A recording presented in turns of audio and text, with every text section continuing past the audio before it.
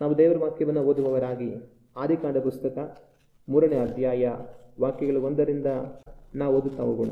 ಯೆಹೋವ ದೇವರು ಉಂಟು ಮಾಡಿದ ಎಲ್ಲಾ ಭೂಜಂತುಗಳಲ್ಲಿ ಸರ್ಪವು ಯುಕ್ತಿಯುಳ್ಳದ್ದಾಗಿತ್ತು.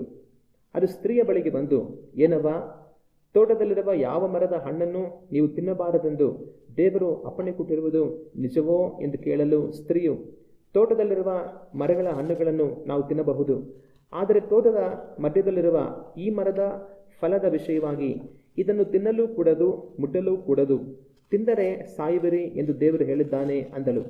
ಆಗ ಸರ್ಪವು ಸ್ತ್ರೀಗೆ, ನೀವು ಹೇಗೂ ಸಾಯುವುದಿಲ್ಲ, ನೀವು ಇದರ ಹಣ್ಣನ್ನು ತಿಂದಾಗಲೇ ನಿಮ್ಮ ಕಣ್ಣುಗಳು ತೆರೆಯುವವು, ನೀವು ದೇವರಂತೆ ಆಗಿ ಒಳ್ಳೆಯದರ ಕೆಟ್ಟದರ ಭೇದವನ್ನು ಅರಿತವರಾಗುವಿರಿ, ಇದು ದೇವರಿಗೆ ಚೆನ್ನಾಗಿ ಗೊತ್ತುಂಟು ಅಂದಿತು. ಆಗ ಸ್ತ್ರೀಯು ಆ ಮರದ ಹಣ್ಣು ತಿನ್ನುವುದಕ್ಕೆ ಉತ್ತಮವಾಗಿಯೂ ನೋಡುವುದಕ್ಕೆ ರಮ್ಯವಾಗಿಯೂ ಜ್ಞಾನೋದಯಕ್ಕೆ ಅಪೇಕ್ಷಿಸತಕ್ಕದ್ದಾಗಿಯೂ ಇದೆ ಎಂದು ತಿಳಿದು ಅದನ್ನು ತೆಗೆದುಕೊಂಡು ತಿಂದಳು. ಸಂಗಡ ಇದ್ದ ಗಂಡನಿಗೂ ಕೊಡಲು ಅವನು ತಿಂದನು. ಕೂಡಲೇ ಅವರಿಬ್ಬರ ಕಣ್ಣುಗಳು ತೆರೆದವು. ತಾವು ಬೆತ್ತಲೆಯಾಗಿದ್ದೇವೆಂದು ತಿಳಿದು ಅಂಜೂರದ ಎಲೆಗಳನ್ನು ಹೊಲಿದು ಉಟ್ಟುಕೊಂಡರು. ಈ ವಾಕ್ಯಗಳನ್ನೆಲ್ಲ ನಾವು ಕಳೆದ ದಿನದಲ್ಲಿ ಧ್ಯಾನ ಮಾಡಿ ನೋಡಿದ್ದೇವೆ. ಸರ್ಪ ಬಂದು ಅವಳನ್ನು ವಂಚಿಸುವಂಥದ್ದು, ಅವಳು ಹಣ್ಣನ್ನು ತಿನ್ನುವಂಥದ್ದು, ಆದಾಮನು ತಿನ್ನುವಂಥದ್ದು, ಅದರ ಮುಖಾಂತರ ಅವ್ರ ಪಾಪಕ್ಕೆ ಒಳಗಾಗುವಂಥ ಘಟನೆಗಳನ್ನು ನಾವು ಚೆನ್ನಾಗಿ ತಿಳಿದಿದ್ದೀವಿ. ಆದರೆ ಇದರಲ್ಲಿ ಒಂದು ಪ್ರಶ್ನೆ ಏನು ಅಂತಂತಂದರೆ, ಒಂದು ವೇಳೆ ನೀವೇನಾದರೂ ಆವತ್ತು ಆದಾಮ ಅವನ ಸ್ಥಾನದಲ್ಲಿ ಇದ್ದಿದ್ದರೆ ಏನು ಮಾಡ್ತಾಯಿದ್ರಿ? ಆವತ್ತು ಅವ್ವ ಆದಾಮರು ಸೇರ್ಕೊಂಡು ಏನು ಮಾಡಿದ್ರು? ಸರ್ಪ ಹೇಳ್ತು ಅಂತ ಹೇಳಿ ಆ ಹಣ್ಣನ್ನು ತಿನ್ಬಿಟ್ರು. ಆದರೆ ಇವತ್ತು ನಾನು ನಮಗೆ ಕೇಳೋ ಒಂದು ಪ್ರಶ್ನೆ ಏನಂತಂದರೆ, ನೀವೊಂದು ವೇಳೆ ಆದಾಮನ ಸ್ಥಾನದಲ್ಲಿ ಅವ್ವನ ಸ್ಥಾನದಲ್ಲಿ ಇದ್ದಿದ್ದರೆ ನೀವೇನು ಮಾಡ್ತಾಯಿದ್ರಿ? ಒಂದು ವೇಳೆ ಹಣ್ಣು ತಿಂತಾ ಇದ್ರಾ ಅಥವಾ ತಿಂತಾ ಇರಲಿಲ್ಲ? ಕೆಲವರು ಏನು ಹೇಳ್ತಾರೆ ಅಂತಂತಂದರೆ, ಎಲ್ಲ ಈ ಆದಾಮನಿಂದನೇ ಆಗಿದ್ದು, ಅವನು ಆದಾಮ ಹಣ್ಣು ತಿಂದ್ಬಿಟ್ಟು ಪಾಪ ಮಾಡಿ ಬಿದ್ದೋಗ್ಬಿಟ್ಟು ಇವತ್ತು ನಾವು ಈ ಥರ ಎಲ್ಲ ಕಷ್ಟಪಡೋ ಪರಿಸ್ಥಿತಿ ಬಂದಿದೆ. ನಾನೇನಾದರೂ ಆದಾಮನ ಸ್ಥಾನದಲ್ಲಿ ಇದ್ದಿದ್ದರೆ ನಾನು ಹಣ್ಣು ತಿಂತಾನೆ ಇರಲಿಲ್ಲ, ಈ ಥರ ಮನುಷ್ಯರೆಲ್ಲ ಕಷ್ಟಪಡೋದಕ್ಕೆ ನಾನು ಬಿಡ್ತಾನೆ ಇರಲಿಲ್ಲ, ನಾನು ಎಲ್ಲರನ್ನೂ ಕಾಪಾಡ್ತಾ ಇದ್ದೆ, ಈ ಆದಾಮ ತಿಂದ್ಬಿಟ್ಟು ನಾವು ಕಷ್ಟಪಡೋಂಗೆ ಆಗೈತೆ ಅಂತ ಕೆಲವರು ಅಂತ ಇರ್ತಾರೆ. ಇದೇ ರೀತಿ ಒಂದ್ಸಲಿ ಒಬ್ಬ ಯಾವಾಗಲೂ ಇದನ್ನೇ ಹೇಳೋನಂತೆ, ಎಲ್ಲ ಆದಾಮನಿಂದನೇ ಆಗಿದ್ದು, ಎಲ್ಲ ಆದಾಮನಿಂದನೇ ಆಗಿದ್ದು, ನಾನು ಇದ್ದಿದ್ದರೆ ಹಣ್ಣೆ ತಿಂತಾ ಇರಲಿಲ್ಲ, ಮನುಷ್ಯರಿಗೆಲ್ಲ ಈ ಥರ ಪರಿಸ್ಥಿತಿ ಬರ್ತಾನೆ ಇರಲಿಲ್ಲ ಅಂತ ಹೇಳ್ತಾನೆ ಇರೋರಂತೆ. ಅದಕ್ಕೆ ಏನು ಮಾಡಿದ್ರಂತೆ, ಒಬ್ಬರು ತುಂಬ ಶ್ರೀಮಂತರು ದುಡ್ಡಿರೋಂಥವ್ರು ಒಂದ್ಸಲಿ ಅವ್ರನ್ನ ಕರ್ಕೊಂಡು, ಸರಿ ಆಯಿತು ಬಾಪ ಅಂತಂದ್ಬಿಟ್ಟು ಅವ್ರನ್ನ ಜೊತೆಲಿ ಕರ್ಕೊಂಡು ಹೋದಂತೆ. ಕರ್ಕೊಂಡು ಹೋಗ್ಬಿಟ್ಟು ಅವ್ರಿಗೆ ದೊಡ್ಡ ಬಂಗ್ಲಾ, ಆ ದೊಡ್ಡ ಬಂಗ್ಲದಲ್ಲಿ ಇವ್ರನ್ನ ಬಿಟ್ಟರಂತೆ. ಬಿಟ್ಬಿಟ್ಟು, ನೋಡಪ್ಪ, ನೀನು ಈ ಬಂಗ್ಲದಲ್ಲಿ ಇರ್ಬೋದು, ಇಲ್ಲಿ ನಿನಗೆ ಎಲ್ಲ ಥರ ಊಟ ಸಿಗುತ್ತೆ, ನೀನು ಏನು ತಿನ್ನಬೇಕೋ, ಏನು ಕುಡಿಬೇಕೋ, ನಿನಗೆ ಯಾವ ಥರ ಬಟ್ಟೆಗಳು ಬೇಕೋ ಎಲ್ಲ ಸೌಕರ್ಯ ವಸತಿ ಎಲ್ಲ ಸಿಗುತ್ತೆ, ನೀನು ಸಂತೋಷವಾಗಿ ಈ ಸ್ಥಳದಲ್ಲಿ ಏನು ಬೇಕೋ, ಯಾವ ಥರ ಬೇಕೋ ಆ ಥರ ಎಲ್ಲ ನೀನು ಬದುಕ್ಬೋದು. ಆ ಬಂಗ್ಲಾ ಆಚೆಗಡೆ ಹೋದರೆ ದೊಡ್ಡ ಪಾರ್ಕ್ ಇದೆ, ಅಲ್ಲಿ ಸ್ವಿಮ್ಮಿಂಗ್ ಪೂಲ್ ಇದೆ, ಮತ್ತು ನೀನು ನೀರಲ್ಲಿ ಆಟ ಆಡ್ಬೋದು, ಪಾರ್ಕಲ್ಲಿ ಓಡಾಡ್ಬೋದು, ಅರಮನೆಯಲ್ಲಿ ಬಂಗ್ಲಾದಲ್ಲಿ ಸುಖವಾಗಿ ಸಂತೋಷವಾಗಿ ಜೀವಿಸ್ಬೋದು. ನಿನ್ನ ಇಲ್ಲಿ ಮಾಡಬೇಕಾದ್ರೆ ಕೆಲಸ ಏನಿಲ್ಲ, ಸುಮ್ಮನೆ ತಿನ್ನೋದು, ಓಡಾಡ್ಕೊಂಡು ಆರಾಮಾಗಿರೋದು, ಹಿಂಗೆ ನೀನು ಇರ್ಬೋದು, ಇಲ್ಲಿ ಇರು ಅಂತ ಹೇಳ್ದಂತೆ. ಅವನಿಗೆ ತುಂಬ ಖುಷಿ ಆಗೋಯ್ತಂತೆ. ಅಯ್ಯೋ, ಇಷ್ಟು ದೊಡ್ಡ ಬಂಗ್ಲಾದಲ್ಲಿ ನೀನೊಬ್ಬರೇ ರಾಜನ ಥರ ಇರುವಂತ ನನಗೆ ಹೇಳ್ತಾ ಇದ್ದಾರಲ್ಲ, ಏನು ಬೇಕಾದ್ರೂ ತಿನ್ನು, ಏನು ಬೇಕಾದ್ರೂ ಕುಡಿ, ನೀನು ಏನು ಕೆಲಸ ಕಾರ್ಯ ಇಲ್ಲ, ಆಯಾಗಿರು ಅಂತ ಹೇಳ್ತಾ ಇದ್ದಾರಲ್ಲ, ಎಂಥ ಅವಕಾಶ ಬಂತು ಅಂತ ತುಂಬ ಖುಷಿ ಆಯ್ತಂತೆ. ಆಯಿತು ಸರ್, ನಾನು ಇಲ್ಲೇ ಇರ್ತೀನಿ ಸರ್, ತುಂಬ ಸಂತೋಷ ಅಂತೆಲ್ಲ ಹೇಳ್ತಾ ಇದ್ದೆ. ಆಮೇಲೆ ಅವ್ರು ಹೇಳಿದಂತೆ, ಆದರೆ ಒಂದೇ ಒಂದು ಕಂಡೀಷನು ಏನು ಅಂತಂದರೆ, ಅವ್ರು ಊಟ ಮಾಡೋಂಥ ಡೈನಿಂಗ್ ಟೇಬಲ್ ಇದೆ, ಆ ಡೈನಿಂಗ್ ಟೇಬಲ್ ಮಧ್ಯದಲ್ಲಿ ಒಂದು ಪಾತ್ರೆಯನ್ನು ಹಿಂಗೆ ದಬಾಕಿದ್ದಾರೆ. ಅವ್ರು ಹೇಳಿದ್ರಂತೆ, ನೋಡು, ನಿನಗೆ ಇಲ್ಲೆಲ್ಲ ಥರ ಪೂರ್ಣ ಸ್ವತಂತ್ರ ಇದೆ, ಆದರೆ ಒಂದೇ ಒಂದು ವಿಷಯ ಏನು ಅಂತಂದರೆ, ಆ ಡೈನಿಂಗ್ ಟೇಬಲಲ್ಲಿ ಮಧ್ಯದಲ್ಲಿ ಒಂದು ಪಾತ್ರೆ ಹಿಂಗೆ ಮುಚ್ಚಿಟ್ಟಿದ್ದಾರಲ್ಲ, ಅದನ್ನು ಯಾವತ್ತೂ ತೆಗಿಬೇಡ ಅಂತ ಹೇಳಿದ್ರಂತೆ. ಅವರು, ಹೌದಾ, ಸರಿ ಆಯಿತು, ತೆಗಿಯಲ್ಲ ಬಿಡಿ ಸರ್ ಅಂತ ಹೇಳಿದ್ರಂತೆ.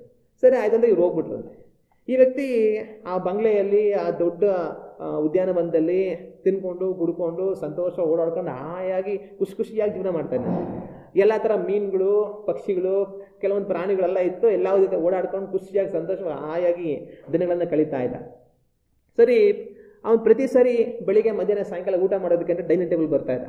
ಡೈನಿಂಗ್ ಟೇಬಲ್ ಬಂದು ಕೂತ್ಕೊಂಡು ಊಟ ಮಾಡ್ತಾ ಇರುವಾಗ, ಊಟ ಮಾಡ್ತಾ ಎದುರುಗಡೆ ಮುಚ್ಚಿಟ್ಟಿರೋ ಪಾತ್ರೆ ಅವ್ರಿಗೆ ಯಾವಾಗಲೂ ಕಾಣಿಸ್ತಾ ಇತ್ತು. ಇವನು ಊಟ ಮಾಡ್ತಾ ಎದುರುಗಡೆ ಇರೋಂಥ ಆ ಪಾತ್ರೆ ನೋಡ್ಕೊಂಡೇ ಊಟ ಮಾಡ್ತಾ ಇರೋದು. ಸರಿ, ಆವಾಗ ಅವನೊಂದು ಪ್ರಶ್ನೆ ಅವನು ಬರೋದು, ಈ ಪಾತ್ರೆನ ತೆಗಿಬಾರ್ದು ಅಂತ ಹೇಳಿದ್ರಲ್ಲ, ಏನಿರ್ಬೋದು ಅಂತ ಈ ಪಾತ್ರೆ ಒಳಗಡೆ ಅಂತ ಅಂದ್ಕೊಂಡು ಊಟ ಮಾಡ್ಕೊಂಡು ಯೋಚನೆ ಮಾಡ್ಕೊಂಡು ತಿಂತಾ ಇರೋದು. ಆದರೂ ಆಮೇಲೆ, ಅಯ್ಯೋ ಏನಾಗಲಿ, ನಮ್ಗೆ ಯಾಕೆ ಇಲ್ಲಿ ಇದನ್ನು ಮಾಡಬಾರ್ದು ಅಂತ ಹೇಳಿದಾರಲ್ಲ, ಸರಿ ಏನಾಗಲಿ ನಮಗೇನಂತೆ ಎಲ್ಲ ಥರ ಸೌಕರ್ಯ ಇದೆ, ಸಂತೋಷವಾಗಿದ್ದೀವಿ, ಇರೋಣ ಬಿಡು ಅಂತಂತ ಅಂದ್ಕೊಂಡು ಅವನು ಅದ್ರ ಬಗ್ಗೆ ತಿರ್ಗಾ ಜಾಸ್ತಿ ಯೋಚನೆ ಮಾಡೋಕ್ಕೆ ಹೋಗ್ದಿರಾ ಹಂಗೆ ಜೀವನ ಮಾಡ್ಕೊಂಡಿದ್ದ. ಸುಮಾರು ದಿನಗಳು ಕಳೆದೋಯ್ತು. ಸುಮಾರು ದಿನಗಳು ಕಳೆದೋದ್ಮೇಲೆ ಏನಾಯಿತು ಅಂತಂದರೆ ಅಲ್ಲಿ ಹೋಗಿ ಅವನಿರುವಂಥ ಸಂತೋಷ ದಿನಗಳು ಹೋಗ್ತಾ ಹೋಗ್ತಾ ಹೋಗ್ತಾ ಹೋಗ್ತಾ ಕಡಿಮೆ ಆಗೋಯ್ತು. ಅದು ಸಾಧಾರಣ ಜೀವನ ಆಗೋಯ್ತು. ಇವಾಗ ಹೆಂಗೆ ಅಂದರೆ ನಮಗೆ ಒಂದು ಸಾಧಾರಣ ಗುಡಿಸಲು ಮನೆಯಲ್ಲಿ ಏನು ಸೌಕರ್ಯ ಇಲ್ದಿರ ಬದುಕಿರುವಾಗ ಸಡನ್ನಾಗಿ ಒಂದು ಒಳ್ಳೆ ಚೆನ್ನಾಗಿರೋ ಮನೆಗೆ ಹೋದರೆ ಒಂದು ಸ್ವಲ್ಪ ದಿವಸ ತುಂಬ ಸಂತೋಷ ಇರುತ್ತೆ. ಮನೆ ಹೆಂಗಿದೆ, ಅಲ್ಲಿ ಈ ರೂಮು, ಇಲ್ಲಿ ಈ ರೂಮು, ಅಲ್ಲಿ ಅದು ಇದು ಎಷ್ಟು ಚೆನ್ನಾಗಿದೆ ಮನೆ ಅಂದರೆ ತುಂಬ ಖುಷಿ ಆಗುತ್ತೆ. ಆದರೆ ಆ ಖುಷಿ ಎಷ್ಟು ದಿನ ಇರುತ್ತೆ ಅಂದರೆ ಒಂದಷ್ಟು ಕಾಲಗಂಟ ಇರುತ್ತೆ. ಆಮೇಲೆ ಏನಾಗುತ್ತೆ, ಅದು ಹಳೇದಾಗ್ಬಿಡುತ್ತೆ.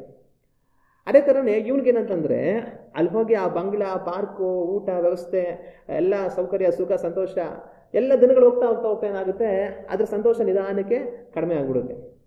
ಅದು ಸಾಧಾರಣ ಜೀವನ ಆಗ್ಬಿಡುತ್ತೆ. ಇಷ್ಟೇ ತಾನೇ ಬಂಗ್ಲಾ, ಉದ್ಯಾನವನ ಎಲ್ಲ ಐತೆ, ಏನು ಬೇಕಾದ್ರೂ ತಿನ್ಬೋದು, ಕುಡಿಬೋದು, ಏನು ಬೇಕಾದ್ರೂ ಬಟ್ಟೆ ಹಾಕೊಬೋದು, ಅಷ್ಟೇ ಇನ್ನೇನಿದೆ ಅಂತ ಅದು ಸಾಧಾರಣ ಅಂತ ಅನಿಸ್ಬಿಡುತ್ತೆ.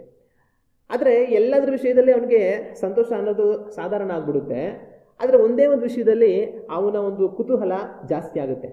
ಯಾವುದು ಅಂತಂತಂದರೆ ಅವ್ನು ದಿನ ಬೆಳಿಗ್ಗೆ ಮಧ್ಯಾಹ್ನ ಸಾಯಂಕಾಲ ಊಟ ಮಾಡ್ತಾ ಇರುವಾಗ ಆ ಟೇಬಲ್ ಮಧ್ಯದಲ್ಲಿ ಅವ್ನು ಪಾತ್ರೆ ದಬಾಕಿರ್ತಾರಲ್ಲ, ಅದೊಂದ್ರ ವಿಷಯದಲ್ಲಿ ಏನಾಗುತ್ತೆ, ದಿನಗಳು ಹೋಗ್ತಾ ಹೋಗ್ತಾ ಹೋಗ್ತಾ ಇವನಿಗೆ ಕುತೂಹಲ ಜಾಸ್ತಿ ಆಗ್ತಾ ಇರುತ್ತೆ. ಬೇರೆ ಎಲ್ಲದರ ವಿಷಯದಲ್ಲಿರುವಂಥ ಸಂತೋಷ ನಿಧಾನಕ್ಕೆ ಹೋಗ್ತಾ ಹೋಗ್ತಾ ಹೋಗ್ತಾ ಕಡಿಮೆ ಆಗ್ಬಿಡುತ್ತೆ. ಆದರೆ ಅದೊಂದು ವಿಷಯದಲ್ಲಿ ಮಾತ್ರ ಕುತೂಹಲ ಹೋಗ್ತಾ ಹೋಗ್ತಾ ಹೋಗ್ತಾ ಇನ್ನೂ ಜಾಸ್ತಿ ಆಗ್ತಾನೆ ಇರುತ್ತೆ. ಆದರೂ ಕೂಡ ಅವನು ಅಯ್ಯೋ ಏನೋ ಇರಲಿ ಬಿಡು, ಏನಂತೆ ನಮಗೆ ಅದ್ರ ಬಗ್ಗೆ ನಮಗೆ ಯಾಕೆ ಅಂತ ಅಂದ್ಕೊಂಡು ಸುಮ್ಮನೆ ಇರ್ತಾನೆ. ಇನ್ನೂ ಒಂದಷ್ಟು ದಿನ ಕಳೆಯುತ್ತೆ. ಇನ್ನೂ ಒಂದಷ್ಟು ದಿನ ಕಳೆಯೋಷ್ಟರಲ್ಲಿ ಈ ಒಂದು ಸುಖ, ಸಂತೋಷ, ಆನಂದ ಇದೆಲ್ಲ ಏನಾಗುತ್ತೆ, ಅವನಿಗೆ ಸರ್ವೇ ಸಾಧಾರಣ ಆಗ್ಬಿಡುತ್ತೆ. ಅಯ್ಯೋ ಇಲ್ಲ ಇದ್ದು ಒಂಥರ ಬೇಜಾರಾಗ್ಬಿಡ್ತೈತೆ ಅನ್ನೋ ಥರ ಅನಿಸ್ಬಿಡುತ್ತೆ. ಆದರೆ ಇನ್ನೂ ಏನು ಅನಿಸುತ್ತೆ ಅಂತಂದರೆ ಆ ಒಂದು ದಬಾಕಿರೋ ಪಾತ್ರೆ ವಿಷಯದಲ್ಲಿ ಅವನ ಕುತೂಹಲ ಇನ್ನೂ ಜಾಸ್ತಿ ಆಗ್ಬಿಡುತ್ತೆ.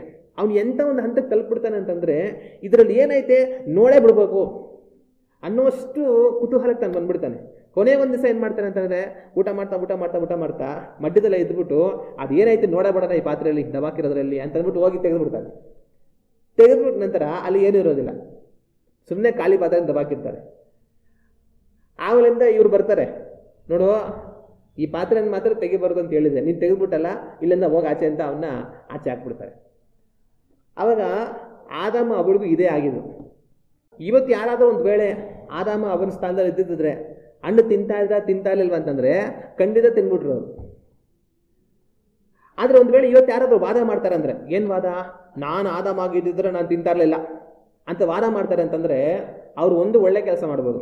ಏನು ಕೆಲಸ ಮಾಡ್ಬೋದು, ಒಂದು ಒಳ್ಳೆ ಕೆಲಸ ಮಾಡ್ಬೋದು ಅಂತಂದರೆ ಆವತ್ತು ಅವನು ಕೈ ಚಾಚಿ ಹಣ್ಣನ್ನು ತಗೊಂಡು ಅದನ್ನು ತಿಂದ. ಇವತ್ತು ಇವರು ಕೈ ಚಾಚಿ ಹಣ್ಣನ್ನು ತಗೊಂಡು ತಿಂದಿಲ್ಲ ಅಂದರೆ ಅಷ್ಟು ಸಾಕು. ಹಂಗಂದ್ರೆ ಏನು, ಆ ಹಣ್ಣು ಪಾಪಕ್ಕೆ ಸೂಚನೆ ಆಗಿದೆ. ಆವತ್ತು ಕೈ ಚಾಚಿ ಅವ್ರ ಪಾಪವನ್ನು ತೆಗೆದು ತಿಂದರು. ಆದರೆ ಆವತ್ತು ನಾನು ಆದಾಮ ಆಗಿದ್ದರೆ ಹಣ್ಣನ್ನು ತಿಂತಾ ಇರಲಿಲ್ಲ ಅಂತ ವಾದ ಮಾಡೋರು ಇವತ್ತು ಕೈ ಚಾಚಿ ಪಾಪವನ್ನು ಮಾಡಿದ್ರೆ ಬದುಕಿದ್ರೆ ಅಷ್ಟು ಸಾಕು. ಆವತ್ತು ಅವ್ರು ಹಣ್ಣು ತಿಂದರೆ ಬದುಕಿದ್ರೆ ಏನಾಗಿರೋರು, ಜೀವವನ್ನು ಹೊಂದ್ಕೊಂಡ್ರವರು. ಅದೇ ಥರ ಇವತ್ತು ಪಾಪವನ್ನು ಮಾಡಿದ್ರೆ ಬದುಕಿದ್ರೆ ಸಾಕು, ಜೀವವನ್ನು ಹೊಂದ್ಕೊಳ್ತಾರೆ. ಆದರೆ ಅವರು ಆವತ್ತು ಕೈ ಚಾಚಿ ಹಣ್ಣು ತಿಂದಿದ್ದರಿಂದ ಮರಣವನ್ನು ತಂದುಕೊಂಡ್ರು. ಇವತ್ತು ಪಾಪವನ್ನು ಮಾಡುವನು ಮರಣವನ್ನು ತಂದುಕೊಳ್ತಾನೆ. ಮತ್ತು ಇನ್ನೊಂದು ಪ್ರಶ್ನೆ ಏನು ಅಂತಂತಂದರೆ, ಕೆಲವರು ಬರುವಂಥ ಪ್ರಶ್ನೆ ಏನು ಅಂತಂದರೆ, ದೇವರು ಆ ಏದೆನ್ ತೋಟದಲ್ಲಿ ಆದಾಮ ಅವಳನ್ನಿಟ್ಟರು, ಎಲ್ಲ ಸರಿ, ಆದರೆ ಆ ಮರವನ್ನು ದೇವರು ಯಾಕಲ್ಲಿ ನಾಟಬೇಕಾಗಿತ್ತು? ಆ ಮರವನ್ನು ದೇವರಲ್ಲಿ ಇಟ್ಟಿದ್ರಿಂದನೇ ಸಮಸ್ಯೆ. ಆ ಮರನೇ ಇಲ್ಲ ಅಂದಿದ್ದಿದ್ರೆ ಆದಾಮ ಅವು ಹಣ್ಣೆ ತಿಂತಾ ಇರಲಿಲ್ಲ. ಇಲ್ಲಿ ತೊಂದರೆ ದೇವರೇ ಮರ ಹಾಕಿರೋದು, ದೇವ್ರ ಮರನೇ ಆಗ್ಬಾರ್ದಾಗಿದ್ದು, ಯಾಕೆ ಹಿಂಗೆ ಮಾಡಿದ್ರು ದೇವರು ಅಂತಂದ್ಬಿಟ್ಟು ದೇವ್ರನ್ನ ಪ್ರಶ್ನೆ ಕೇಳ್ತಾ ಇರ್ತಾರೆ. ಈಗ ಅಲ್ಲಿ ದೇವರು ಆ ಮರನ ಹಾಕೋದಕ್ಕೆ ಕಾರಣ ಏನು? ಯಾಕೆ ದೇವರು ಮರನ ಅಲ್ಲಿ ಹಾಕಿದ್ರು? ಹಾಕ್ಬಿಟ್ಟು ದೇವ್ರ ತಿರ್ಗಾ ಹೆಣ್ಣನ್ನು ತಿನ್ನಬಾರ್ದು ಅಂತ ಯಾಕೆ ಹೇಳಿದ್ರು? ಅಲ್ಲಿ ದೇವ್ರು ಏನಕ್ಕೆ ಮರಣ ಹಾಕಿದ್ರು ಅಂತಂದರೆ ಅದು ಪರೀಕ್ಷೆ. ಅದು ಆದಾಮ ಅವಳಿಗೆ ಪರೀಕ್ಷೆ. ಯಾಕೆ ಆದಾಮ ಅವಳನ್ನ ಯಾಕೆ ಪರೀಕ್ಷೆ ಮಾಡಬೇಕು? ಈಗ ಉದಾಹರಣೆಗೆ ನೀವು ಒಂದು ಅಂಗಡಿಗೆ ಹೋಗ್ತೀರ ಅಂತ ಅನ್ಕೊಳ್ಳಿ, ಪಾತ್ರೆ ತಗೊಳ್ಳೋಣ ಮನೆಗೆ ಅಂತ ಅಂದ್ಬಿಟ್ಟು ಆ ಪಾತ್ರೆ ಕೊಡಪ್ಪ ಅಂತ ಹೇಳ್ತಾರೆ. ಅವರು ನೀವು ಬೇಕಾಗಿರೋ ಥರ ಪಾತ್ರೆನ ಒಂದು 2-3 ಕೊಡ್ತಾರೆ. ನೀವೇನು ಮಾಡ್ತೀರಾ? ಆ ಪಾತ್ರೆ ತಗೊಂಡು ಕುಟ್ಟಿ ಕುಟ್ಟಿ ಕುಟ್ಟಿ ಕುಟ್ಟಿ ಚೆನ್ನಾಗಿದೆಯಾ, ಇಲ್ಲ ಬೆಂಡ್ಗಿಂದ ಆಗ್ಬಿಡುತ್ತೋ, ಇಲ್ಲ ಒಳಗಡೆ ಹೋಗ್ಬಿಡುತ್ತೋ ಅಂತ ಕುಟ್ಟಿ ಕುಟ್ಟಿ ಪರೀಕ್ಷೆ ಮಾಡ್ತಾ ಇರ್ತಾರೆ. ಗಂಡಸರಾದ್ರೂ ಹೋದ್ರೆ ಸುಮ್ಮನೆ ಹಂಗೆ ಪಾತ್ರೆ ಎತ್ಕೊಂಡು ಬಂದ್ಬಿಡ್ತಾರೆ, ಯಾವುದೋ ಒಂದು ಕೊಡಪ್ಪ ಅಂತ. ಬಂದಮೇಲೆ ಎಂಟಿ ಆ ಪಾತ್ರೆ ತಗೊಂಡು ಗಂಡು ಕುಟ್ತಾ ಇರ್ತಾಳೆ, ಏನು ಇಂಥ ಪಾತ್ರೆ ತಂದಿದ್ಯಾ ಅಂತ. ಆದರೆ ಹೆಂಗಸ್ರಂಗಲ್ಲ, ಅಲ್ಲೇ ಕುಟ್ಟಿ ಕುಟ್ಟಿ ಎಲ್ಲ ಪಾತ್ರೆನೂ ಹೊಸ ಪಾತ್ರೆನ ಬೆಂಡ್ ಮಾಡಿಬಿಡ್ತಾರೆ. ಹಂಗೆ ಅಯ್ಯ ಅಮ್ಮ ನಿನ್ನ ಪಾತ್ರೆ ತೊಗೊಂಡಿಲ್ಲ ಅಂದ್ರೆ ಪರವಾಗಿಲ್ಲ, ನನ್ನ ಪಾತ್ರೆ ಡೊಕ್ ಮಾಡಿಬಿಟ್ಟು ಬೇರೆಯವ್ರು ತೊಗೊಂಡಿದ್ದ ಮಾಡಬೇಡ ನೀವು ಹೋಗು ಅಂತ ಅವ್ನು ಗಲಾಟೆ ಮಾಡ್ತಾ ಇರ್ತಾನೆ. ಇನ್ನು ಕೆಲವರು ಬಟ್ಟೆ ತೊಗೊಳಕಂತ ಹೋಗ್ತಾರೆ, ಆ ಬಟ್ಟೆ ತಗೊಂಡು ಚೆನ್ನಾಗಿದೆಯಾ, ಏನು ಹಿಂಗಿದೆ, ಅರ್ಧೋಗೋ ಥರ ಇದೆ, ಇಷ್ಟು ತೆಳ್ಳಗಿದೆ ಅಂದ್ಬಿಟ್ಟು ಇವರೇ ಈಗ ಅರ್ಧಾಗ್ತಾ ಇರ್ತಾರೆ, ಅರ್ಧಾಗುತ್ತಾ ಇಲ್ವೋ ಅಂತ ಅಂದ್ಬಿಟ್ಟು. ಯಾಕಮ್ಮ ಹಿಂಗೆ ಮಾಡ್ತಾರೆ ಅಂದ್ರೆ, ನಾನು ತಗೊಂಡಮ್ಮೆ ಅರ್ಧೋದ್ರೆ ಅಡಿಗೆ ಈಗಲೇ ಅರ್ಧ ನೋಡ್ತಾ ಇದ್ದೆ, ಅರ್ಧೋಗುತ್ತಾ ಇಲ್ವಾ ಅಂತಂದ್ಬಿಟ್ಟು ಅಂತೆಲ್ಲ ಪರೀಕ್ಷೆ ಮಾಡ್ತಾ ಇರ್ತಾರೆ. ಆಗ ನಾವು ತಗೊಳ್ಳೋಂಥ ಯಾವುದೋ ವಸ್ತುನೇ ಎಷ್ಟೋ ಥರ ಪರೀಕ್ಷೆ ಮಾಡ್ತೀವಿ, ಚೆನ್ನಾಗಿದೆಯಾ ಇಲ್ಲ ಅಂತ ಅಂದ್ಬಿಟ್ಟು. ಆದರೆ ದೇವರು ತನ್ನೊಡನೆ ಸದಾಕಾಲ ನಿತ್ಯ ಜೀವ ಕೊಟ್ಟು ಇರಿಸ್ಕೊಳ್ಳೋದಕ್ಕೋಸ್ಕರ ಉಂಟು ಮಾಡಿದಂಥ ಮನುಷ್ಯರು ದೇವರೊಟ್ಟಿಗೆ ಆ ರೀತಿಯಾಗಿ ಸದಾಕಾಲ ಇರೋದಕ್ಕೆ ಯೋಗ್ಯರ ಅಲ್ವಾ ಅಂತ ದೇವ್ರ ಪರೀಕ್ಷೆ ಮಾಡಬೇಕು, ಮಾಡಬಾರ್ದಾ? ದೇವ್ರ ಪರೀಕ್ಷೆ ಮಾಡಬೇಕು. ಅದಕ್ಕೋಸ್ಕರವಾಗಿಯೇ ದೇವರೇನು ಮಾಡಿದ, ಅಲ್ಲಿ ಮರ ಇಟ್ಟಿದ್ದು. ಹಾಗಂದ್ರೆ ಮನುಷ್ಯರನ್ನ ಪರೀಕ್ಷೆ ಮಾಡೋದಕ್ಕೆ ಕಾರಣ ಏನಂತಂದ್ರೆ, ದೇವರು ಮನುಷ್ಯರಿಗೆ ಪೂರ್ಣ ಸ್ವತಂತ್ರವನ್ನು ಕೊಟ್ಟಿದ್ದಾರೆ. ಫ್ರೀ ವಿಲ್ ಅಂತ ಇಂಗ್ಲೀಷಲ್ಲಿ ಹೇಳ್ತಾರೆ. ಹಂಗಂತಂದ್ರೆ ದೇವರು ಮನುಷ್ಯರನ್ನ ರೋಬೋಟ್ ತರ ತಯಾರು ಮಾಡಿಲ್ಲ. ರೋಬೋಟ್ ಅಂದ್ರೆ ಹೆಂಗೆ ಅಂದ್ರೆ, ಅದು ಏನ್ ಮಾಡುತ್ತೆ ಅನ್ನೋದು ನಮ್ಮ ಕೈಯಲ್ಲಿರುತ್ತೆ. ನಾವು ಬಟನ್ನ ಮುಂದೆ ಹಾಕಿದ್ರೆ ಅದು ಮುಂದೆ ಹೋಗುತ್ತೆ, ಹಿಂದೆ ತಂದ್ರೆ ಅದು ಹಿಂದೆ ಬರುತ್ತೆ. ದೇವರು ಆ ರೀತಿಯಾಗಿ ಮಾಡಲಿಲ್ಲ. ಸ್ವತಂತ್ರವಾಗಿ ಅವರನ್ನು ಉಂಟು ಮಾಡಿದ್ರಿಂದ ಅವರು ಏನ್ ತೀರ್ಮಾನ ಮಾಡ್ತಾರೆ, ಯಾವ ಆಯ್ಕೆ ಮಾಡ್ತಾರೋ ಅದು ಅವ್ರಿಗೆ ಬಿಟ್ಟಿದ್ದು. ಅದರಲ್ಲಿ ದೇವರ ಪಾತ್ರ ಏನೂ ಇರಲ್ಲ. ಆ ಥರ ದೇವರು ಅವರನ್ನು ಉಂಟು ಮಾಡಿದ್ದು. ಅವಾಗ ಆ ಥರ ಉಂಟು ಮಾಡಿದಾಗ ದೇವರೇ ಏನಕ್ಕೋಸ್ಕರ ಅವ್ರು ಪರೀಕ್ಷೆ ಮಾಡಬೇಕಾಗಿತ್ತು ಅಂದರೆ, ಇವ್ರಿಗಿರುವಂಥ ಈ ಸ್ವತಂತ್ರವನ್ನು ಉಪಯೋಗಿಸ್ಕೊಂಡು ಅವ್ರ ಸ್ವಂತ ಇಷ್ಟರಿಂದ ಅವ್ರು ನನ್ನನ್ನು ಆರಿಸ್ಕೊಳ್ತಾರಾ ಅಥವಾ ನನ್ನನ್ನು ಆರಿಸ್ಕೊಳ್ಳೋದಿಲ್ವಾ? ನನಗೆ ವಿಧೇಯರಾಗ್ತಾರಾ, ವಿಧೇಯರಾಗೋದಿಲ್ವಾ? ಅವರು ತಮ್ಮ ಸ್ವಂತ ಬುದ್ಧಿಯನ್ನು ಉಪಯೋಗಿಸಿ, ಅವರ ಸ್ವತಂತ್ರವನ್ನು ಉಪಯೋಗಿಸಿ ಅವರು ಏನು ಮಾಡ್ತಾರೆ, ಯಾವುದನ್ನು ಆಯ್ಕೆ ಮಾಡ್ಕೊಳ್ತಾರೆ, ಅದನ್ನು ದೇವರು ಪರೀಕ್ಷೆ ಮಾಡಬೇಕಾಗಿತ್ತು. ಅವರು ದೇವರನ್ನು ಆಯ್ಕೆ ಮಾಡಿಕೊಂಡಿದ್ದರೆ, ದೇವರ ಮಾತಿಗೆ ಅವರು ವಿಧೇಯರಾಗಿ ನಡೆದಿದ್ದರೆ ದೇವರೊಟ್ಟಿಗೆ ಸದಾಕಾಲ ನಿತ್ಯ ಜೀವ ಹೊಂದಿ ಬದುಕಿರೋರು. ಆದರೆ ಅವರು ತಮಗಿರೋದ ಆ ಸ್ವತಂತ್ರವನ್ನ ದೇವರ ಆಜ್ಞೆಯನ್ನು ಮೀರೋದಕ್ಕೂ ಹಣ್ಣನ್ನು ತಿನ್ನೋದಕ್ಕೂ ಅವರು ಒಪ್ಪಿಸಿಕೊಟ್ರು. ಇದರಿಂದ ಏನಾಯ್ತು ಅಂತಂತಂದ್ರೆ, ಅವರ ಆ ಪರೀಕ್ಷೆಯಲ್ಲಿ ಬಿದ್ದು ಹೋದರು. ಆಗ ದೇವರು ಮರವನ್ನು ಹಾಕಿದ್ದಕ್ಕೆ ಕಾರಣ ಏನು ಅಂತಂದ್ರೆ, ಆದಾಮ ಅವಳನ್ನ ಪರೀಕ್ಷೆ ಮಾಡಬೇಕಾಗಿತ್ತು. ಅವರಿಗೆ ಪರಿಪೂರ್ಣ ಸ್ವತಂತ್ರ ಇದೆ. ಆ ಸ್ವತಂತ್ರವನ್ನು ಉಪಯೋಗಿಸಿ ಅವರು ಏನು ಮಾಡ್ತಾರೆ ಅನ್ನೋದನ್ನು ಪರೀಕ್ಷೆ ಮಾಡೋದಕ್ಕೋಸ್ಕರ ಅವರು ಆ ಮರವನ್ನಲ್ಲಿಟ್ಟರು. ಆದರೆ ಆ ಪರೀಕ್ಷೆಯಲ್ಲಿ ಅವರೇನಾದರೂ ಫೇಲ್ ಆದರು. ಒಂದ್ಸರಿ ಏನಾಗುತ್ತೆ, ಒಂದು ಗಂಡ ಹೆಂಡತಿಗೆ ಮಕ್ಕಳಿರೋದಿಲ್ಲ. ಸುಮಾರು ವರ್ಷ ಆದರೂ ಅವರಿಗೆ ಮಕ್ಕಳು ಆಗೋದಿಲ್ಲ. ಡಾಕ್ಟ್ರು ನಿಮಗೆ ಮಕ್ಕಳೇ ಆಗೋದಿಲ್ಲ ಅಂತ ಅವ್ರಿಗೆ ಹೇಳ್ಬಿಟ್ಟಿರ್ತಾರೆ. ಈಗ ಅವರು ಯಾವುದಾದ್ರೂ ಒಂದು ಮಗುವನ್ನು ದತ್ತಿಗೆ ತಗೊಳ್ಳೋಣ ಅಂತ ತೀರ್ಮಾನ ಮಾಡ್ತಾರೆ. ಇವರೇನು ಮಾಡ್ತಾರೆ, ಗಂಡ ಹೆಂಡತಿ ಇಬ್ಬರು ಒಂದು ಅನಾಥಾಶ್ರಮಕ್ಕೆ ಹೋಗ್ತಾರೆ.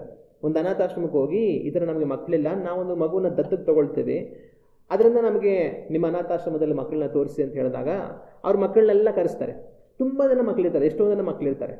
ಎಲ್ಲ ಮಕ್ಕಳು ನೋಡೋಕೆ ಚೆನ್ನಾಗೂ ಇರ್ತಾರೆ, ಚೆನ್ನಾಗಿ ಮಾತಾಡ್ತಾ ಇರ್ತಾರೆ, ಎಲ್ಲ ಆರೋಗ್ಯವಾಗಿರ್ತಾರೆ, ಎಲ್ಲ ಥರ ಚೆನ್ನಾಗಿರ್ತಾರೆ. ಹಾಗೆ ಇವರಲ್ಲಿ ಯಾರನ್ನಾರು ಬೇಕಾದರೆ ನೀವು ಒಂದು ಮಗುನ ದತ್ತಕ್ಕೆ ತಗೊಳ್ಬೋದು ಅಂತ ಅವ್ರಿಗೆ ಹೇಳ್ತಾರೆ. ಮತ್ತು ಈ ಒಂದು ಗಂಡ ಹೆಂಡತಿ ಏನು ಮಾಡ್ತಾರೆ, ಅವರಲ್ಲಿ ಯಾರನ್ನಾರು ಒಬ್ಬರನ್ನ ಅವರಿಗೆ ಮಗುವಾಗಿ ದತ್ತಾಗಿ ಅವರು ಆಯ್ಕೆ ಮಾಡ್ಕೊಳ್ಬೇಕು. ಸರಿ, ಇವರೇನು ಮಾಡ್ತಾರೆ, ಆಯಿತು ನಾವು ಒಂದು ಮಗುನ ಆರಿಸ್ಕೊಳ್ತೀವಿ ಅಂತ ಹೇಳ್ಬಿಟ್ಟು ಮತ್ತೆ ಹೋಗ್ಬಿಡ್ತಾರೆ. ತಿರ್ಗಿ ಒಂದು ವಾರ ಆದಮೇಲೆ ತಿರುಗಿ ಆ ಅನಾಥಾಶ್ರಮಕ್ಕೆ ಬರ್ತಾರೆ. ಬರುವಾಗ ಏನು ಮಾಡ್ತಾರೆ, ತುಂಬ ತಿಂಡಿಗಳನ್ನ, ಆಟ ಸಾಮಾನ ಮತ್ತು ಬಟ್ಟೆಗಳನ್ನ ಎಲ್ಲ ತಗೊಂಬರ್ತಾರೆ. ತೊಗೊಂಡ್ಬಂದು ಅಲ್ಲಿ ಆ ಮಕ್ಕಳಿಗೆಲ್ಲ ಕೊಡ್ತಾರೆ. ಆ ಮಕ್ಕಳಿಗೆಲ್ಲ ತುಂಬ ಸಂತೋಷ ಆಗುತ್ತೆ.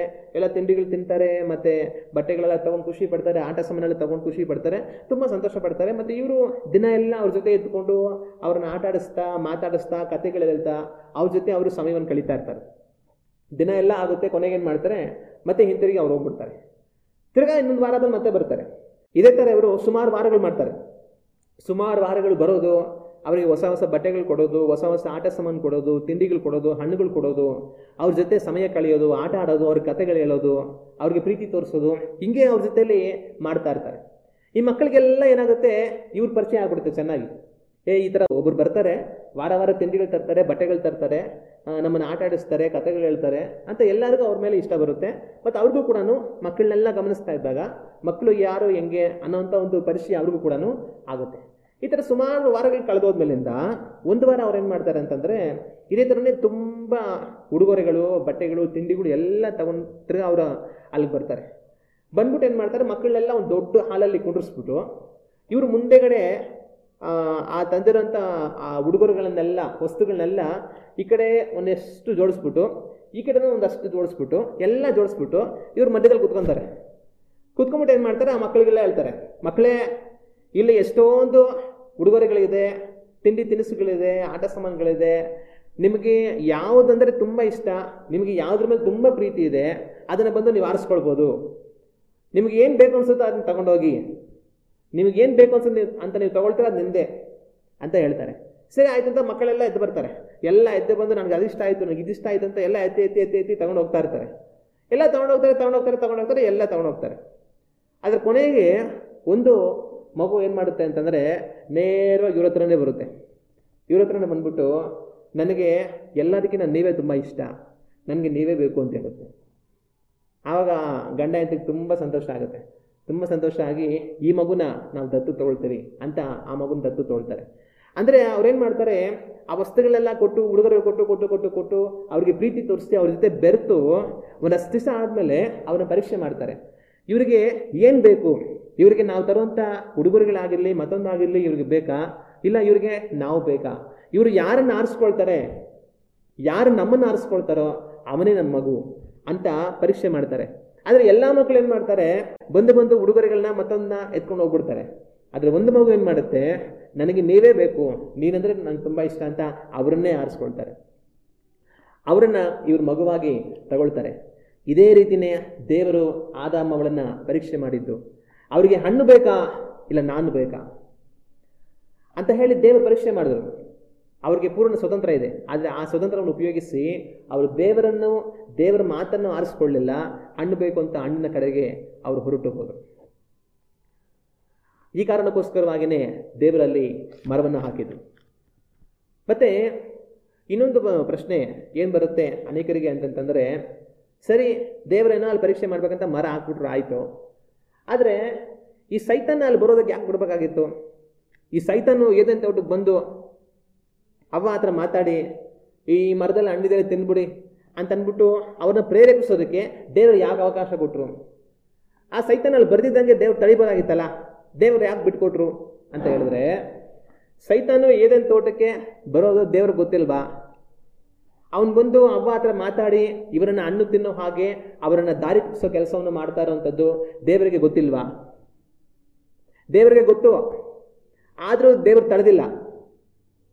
ನಮ್ಮ ತಲೆಯಲ್ಲಿ ಒಂದು ಕೂದಲು ಉದುರು ಸಹ ದೇವ್ರಿಗೆ ಗೊತ್ತು.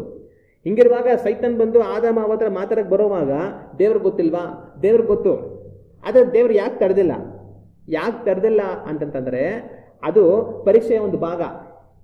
ಯಾವ ಥರ ಮರ ಪರೀಕ್ಷೆಗೋಸ್ಕರ ಇದೆಯೋ ಅದೇ ಥರನೇ ಸೈತಾನ್ ಬಂದು ಅವರನ್ನು ಈ ಹಣ್ಣನ್ನು ತಿನ್ನುವ ಹಾಗೆ ಪ್ರೇರೇಪಿಸೋದಕ್ಕೆ ಆ ಕಾರ್ಯವನ್ನು ಮಾಡೋದು ಸಹ ಪರೀಕ್ಷೆಯ ಒಂದು ಭಾಗ. ಆದರೆ ಆ ಪರೀಕ್ಷೆಯಲ್ಲಿ ಅವರೇನಾದ್ರು ಅಂತಂದರೆ ಸೋತೋದ್ರು. ಅವ್ರೇನು ಹೇಳಬೇಕಾಗಿತ್ತು? ದೇವರು ನಮಗೆ ಎಲ್ಲ ಹಣ್ಣನ್ನು ನೀವು ತಿನ್ನಬಹುದು, ಆದರೆ ಈ ಒಂದು ಮರದ ಹಣ್ಣನ್ನು ನೀವು ತಿನ್ನಬಾರದು ಅಂತ ಹೇಳಿದ್ದಾರೆ. ಇದನ್ನು ತಿಂದ ದಿವಸ ನೀವು ಸತ್ತೇ ಹೋಗುವಿರಿ ಅಂತ ಹೇಳಿದ್ದಾರೆ. ನಾವು ಇದನ್ನು ತಿನ್ನೋದಿಲ್ಲ, ನಾವು ತಿಂದರೆ ದೇವರ ಮಾತನ್ನು ಮೀರಿ ತಪ್ಪು ಮಾಡಿದವರಾಗ್ತೀವಿ, ನಾವು ತಿನ್ನೋದಿಲ್ಲ ಅಂತ ಹೇಳಬೇಕಾಗಿತ್ತು.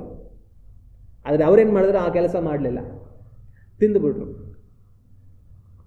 ಆವಾಗ ದೇವರ ಮಾತನ್ನು ಅವರು ಮೀರಿದವರಾದರು.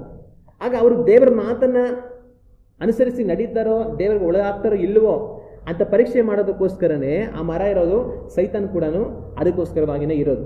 ಆದರೆ ಆ ಪರೀಕ್ಷೆಯಲ್ಲಿ ಅವರೇನಾದರೂ ಫೇಲ್ ಆದರು. ಇವತ್ತು ಸಹ ಆ ಮರ ಈ ಲೋಕದಲ್ಲಿ ಹಾಗೇ ಇದೆ. ಇವತ್ತು ಸಹ ಸೈತಾನ್ ಅದೇ ರೀತಿಯಾಗಿ ಇದ್ದಾನೆ. ಇವತ್ತು ಸಹ ಆ ಲೋಕದಲ್ಲಿರುವಂಥ ಮರ ಯಾವುದು? ಇವತ್ತು ಸಹ ಈ ಲೋಕದಲ್ಲಿರುವಂಥ ಮರ ಪಾಪ ಅನ್ನುವಂಥ ಮರ ಇವತ್ತು ಸಹ ಲೋಕದಲ್ಲಿ ಹಾಗೇ ಇದೆ.